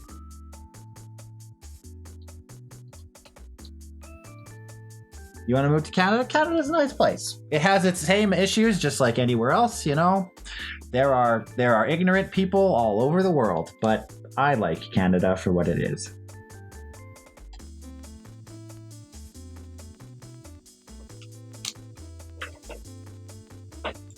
But yes, there's don't trust the rhetoric. There's just as many issues in Canada as there are everywhere else, unfortunately.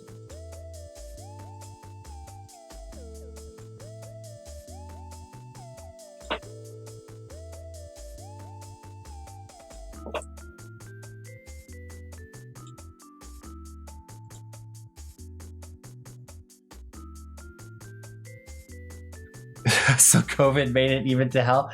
Well, you know,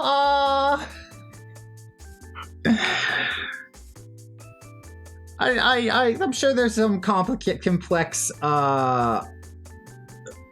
metaphysics going on there. My excuse is that the underworld reflects the mortal world in obscure and unpredictable ways. That's been my lore explanation for it. I don't think the underworld has disease. I think the underworld is too simplistic conceptually to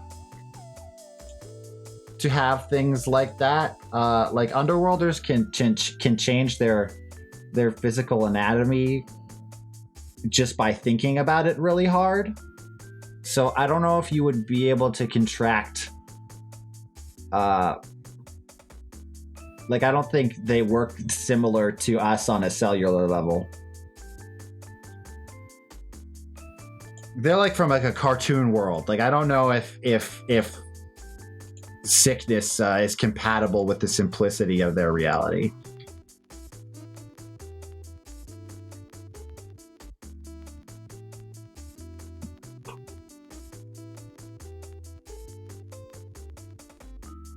I'm gonna say that's good. Let's see, Lil Bomb Pig. Why I so cool though? Oh, you. Look at you. You're gonna make an onion blush. Bloomin' onion. I'm glad somebody thinks I'm cool. Because the rest of my life would say otherwise. Okay, so we're going to trim this now. Image. We're going to trim this. Doink. Oh, that actually might have not worked now that I think about it. Okay, what's the highest frame? This one. So we're going to lower this to his ears here. And then what's the widest frame? That's probably this one, right? It's funny because, like, when you're animating, your sprites look totally goofy when they're not animated, right? Like, this frame of Bomb Pig looks so silly. But it makes sense for the animation. Look at that boy go. Look at him go! Look at that boy! Ah! Bomb Pig! My son! Okay,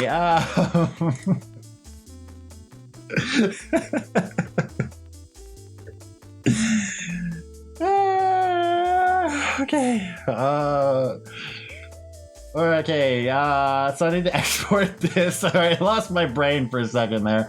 Gotta export this as a GIF. I don't know why I have to export with the legacy exporter to do animations in Photoshop. I don't know why it works that way.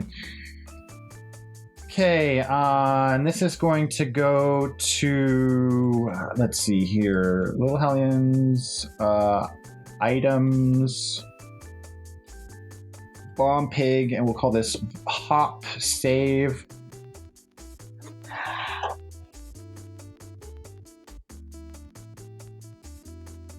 Yeah, there's people. That's such a Twitter thing. Is people always take the smear frames of animation and be like, "Wow, animation is so stupid," and being like, "No, but this is what actually makes it look good. Is that there's these weird frames because animation isn't traditional art.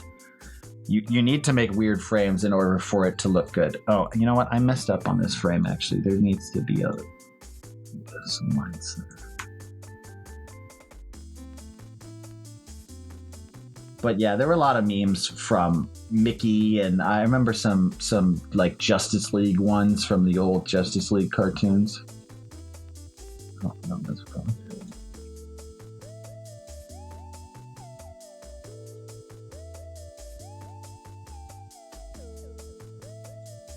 Save. All right.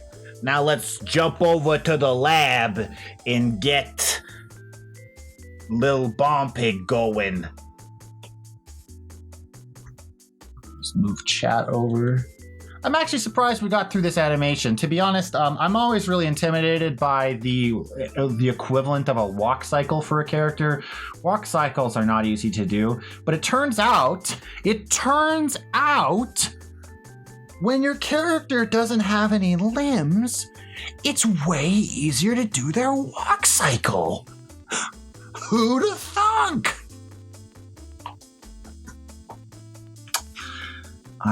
So let's go down to Bomb Pig here. We're gonna duplicate this. We're just gonna call this SP Bomb Pig Hop.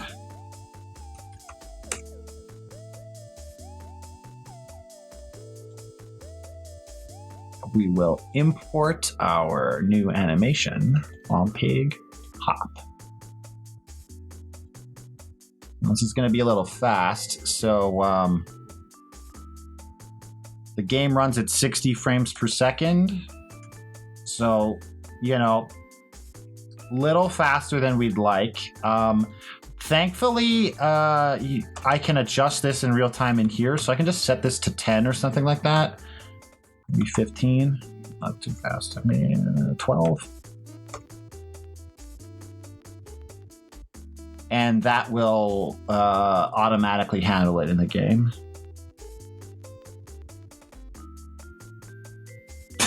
Damn, that's where I went wrong.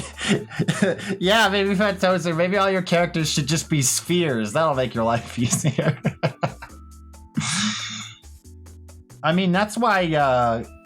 I'm pretty sure that's why Kirby ended up the way he is. In the original Kirby game, they just made the little, they made Kirby as the temporary debug character. They just made this little sphere guy just for testing the game and getting a feel for it, but they fell in love with him, and so they just cleaned him up and made him Kirby, and now he's, world famous material.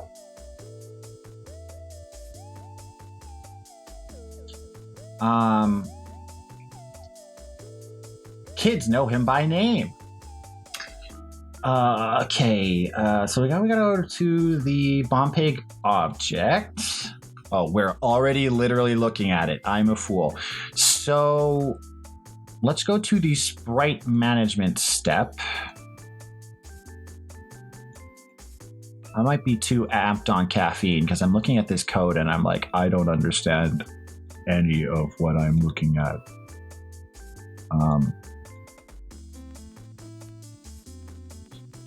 So here it is. Yeah, for some reason, all my regions are messed up. Okay, so we got this. So this version of Bomb Pig won't ever really use his idle animation very often. So If he's careening through the air, he will.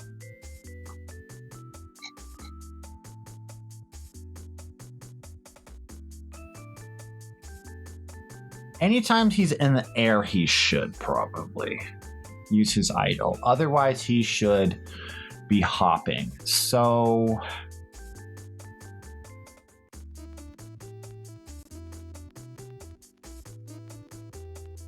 where do I make him move?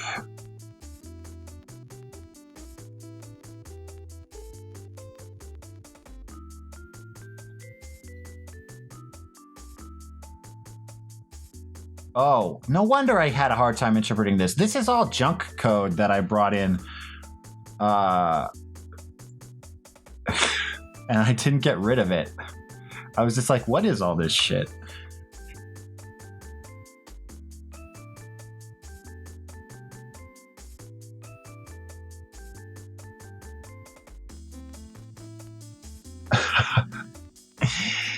Yeah, people are weird about colors. I don't know. Just because Kirby's pink. I mean, Kirby's lovely. Everybody loves Kirby. If you look at Kirby and you go, I don't know, too cute for me, I think you're gonna need some serious internal... You're gonna have to work some things out if Kirby's too much for you. I feel like I have a lot of Kirby in my design sensibilities, like how I like making things. Little Hellions has a good chunk of Kirby in it. I've never played the Paper Mario games, but people have told... Well, not Paper Mario. I'm sorry. The Mario and Luigi games. But people have told me that my art looks a lot like Mario and Luigi too, which I take that as a compliment, even though I haven't played those games. From what little I've seen of them, they have very good animation.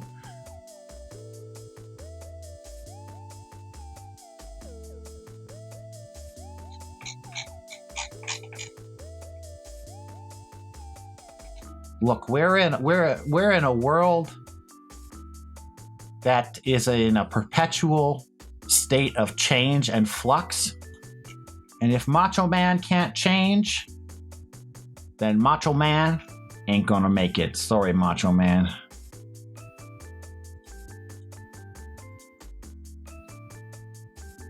I don't need this there.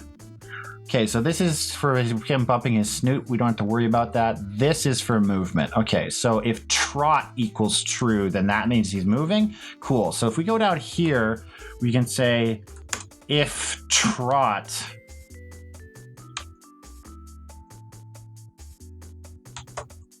then he'll change.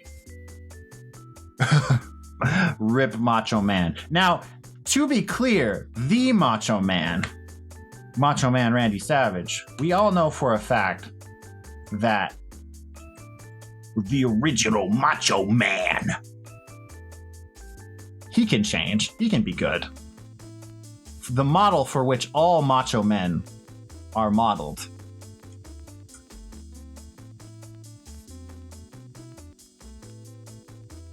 He'll show the way how to be a real macho man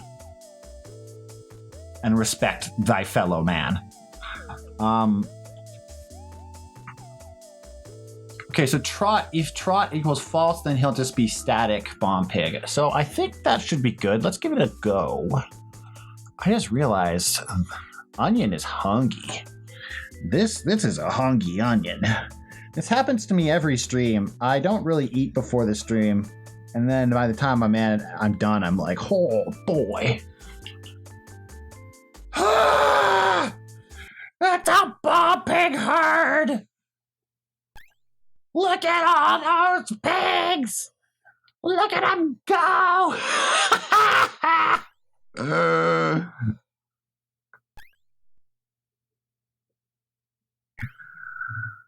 Oh my god. Never have I ever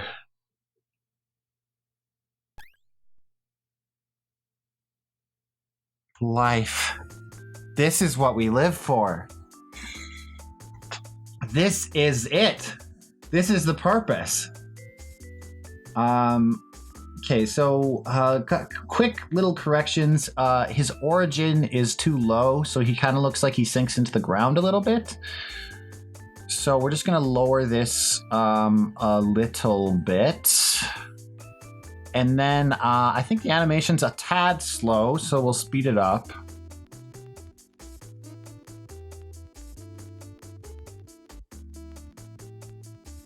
Oh my gosh, Hellions on Game Boy? I mean, Game Boy Advance was like my favorite console for a very long time. I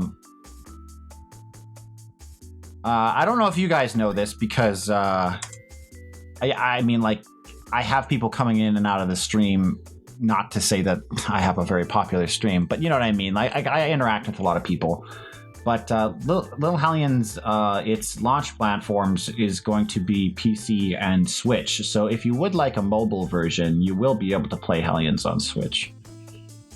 Because I do have a Switch dev kit and all that stuff. There we go. That looks a little better. Oh my gosh. Oh my god. Dang. I can't do this. This is... I have made something that is more powerful than I ever imagined.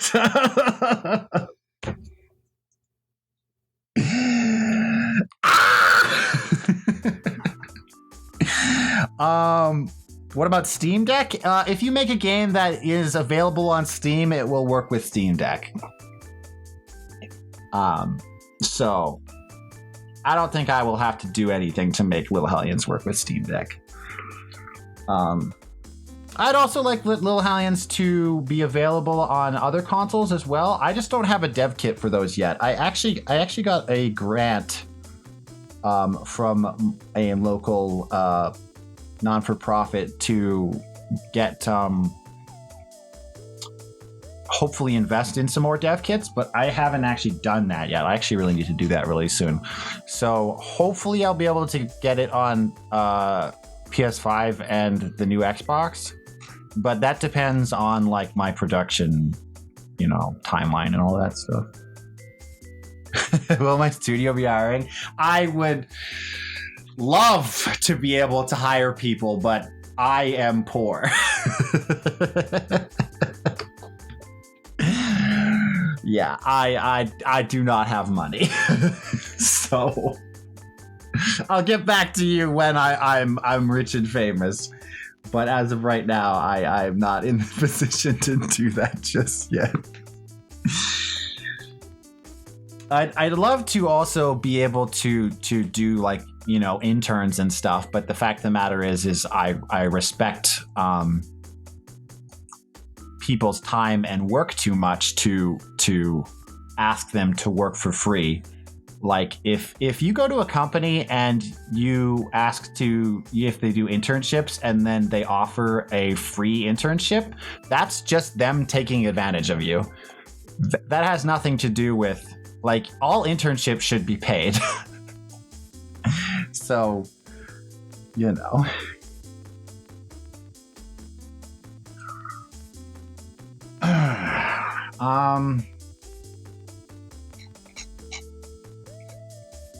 Oh my gosh, this onion is honky right now. Honky onion. It's a good thing I got groceries today. Okay, so there's one more thing I want to change, and then we'll probably wrap up the stream. I know, kind of shorter stream because I started late and we'd be ending a little early, but look, I'm very hungry. I just noticed that when he bumps his snoot, he keeps doing his hop animation. So we're just going to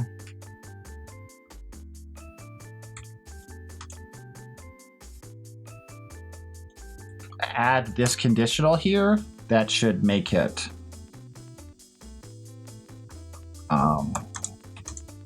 so he doesn't hop in place.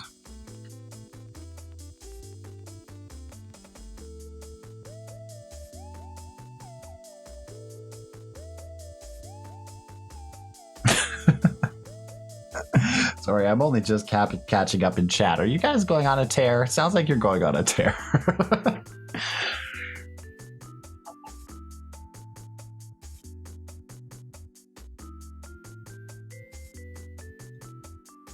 Oh my gosh.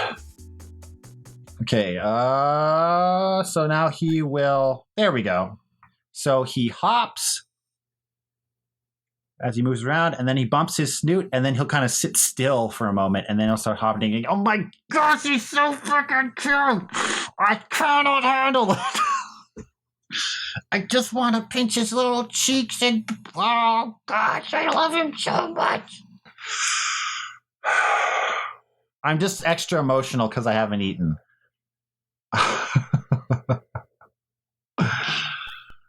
Oh my god, I love him. And he should do his little spooked animation when you throw him, right? I did set that up. Yeah, okay. Okay, so he does also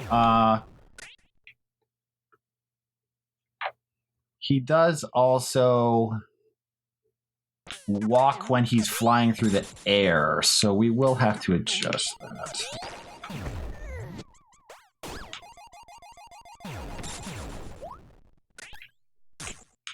You know,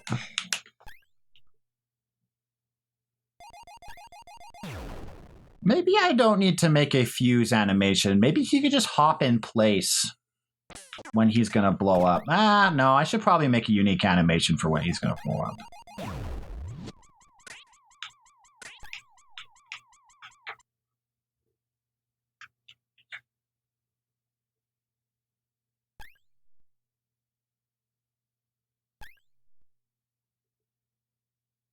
I'm sorry, I got distracted by his beauty for a moment there. Okay.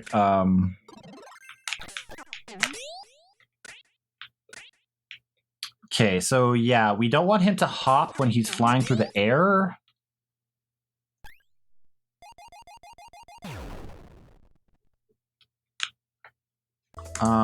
So we need to do a check for if he's touching the ground.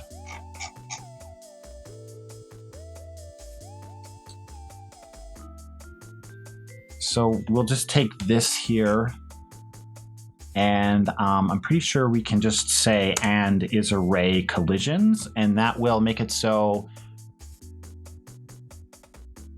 if he's trotting,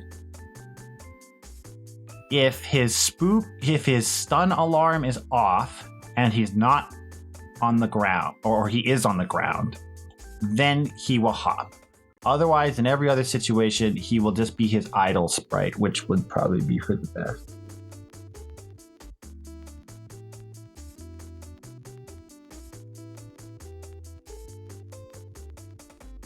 Yeah, I guess I didn't actually legitimately answer that in chat.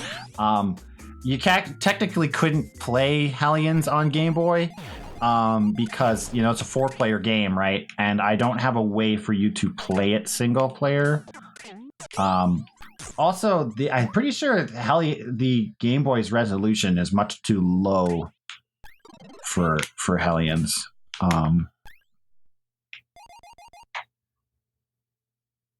Hellions is like irrationally large for a pixel art game.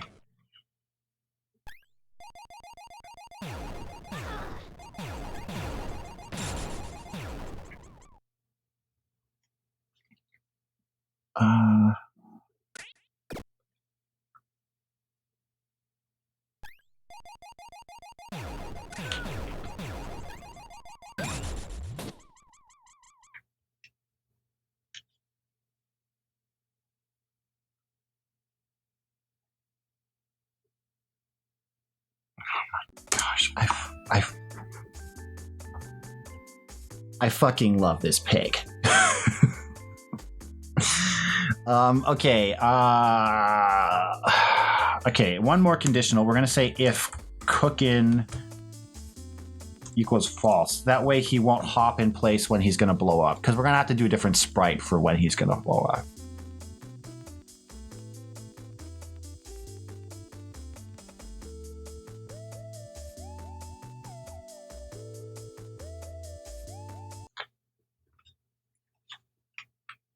Like, I love all my children, all of my characters equally, and with the same level of passion. But Bomb Pig is the only creation of mine that elicits such a visceral, physical response. There we go. Oh my gosh, and they all jump off the ledge like that! Ah! Look at this, look at this. And the majestic Bomb Pig herd hurries down into their burrow to hide away for the winter.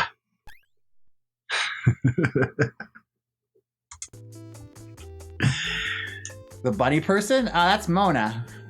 Actually, we got emotes of Mona. Do I have any bigger pictures of Mona? She's like the little miscreant of the group. She's like this cute little demon girl that carries around a knife all the time. Where do I have any pictures of Mona? I lost a lot of files way back when, and I lost a lot of my source files, unfortunately, so I don't have a lot of my old artwork around. Oh, if I go to the website, though, I got something here. Just a sec.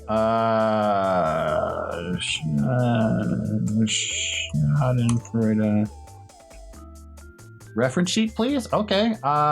Here, we have a press kit, and there's pictures of most of the characters on the press kit.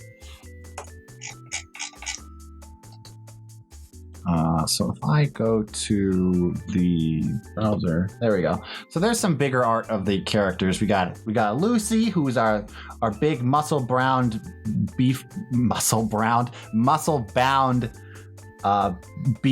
doofus, and Howl, who is like, he's like the cool guy. He's like, oh, I'm cool and stylish, but he's actually a big softie. Got Frampt, who is our good,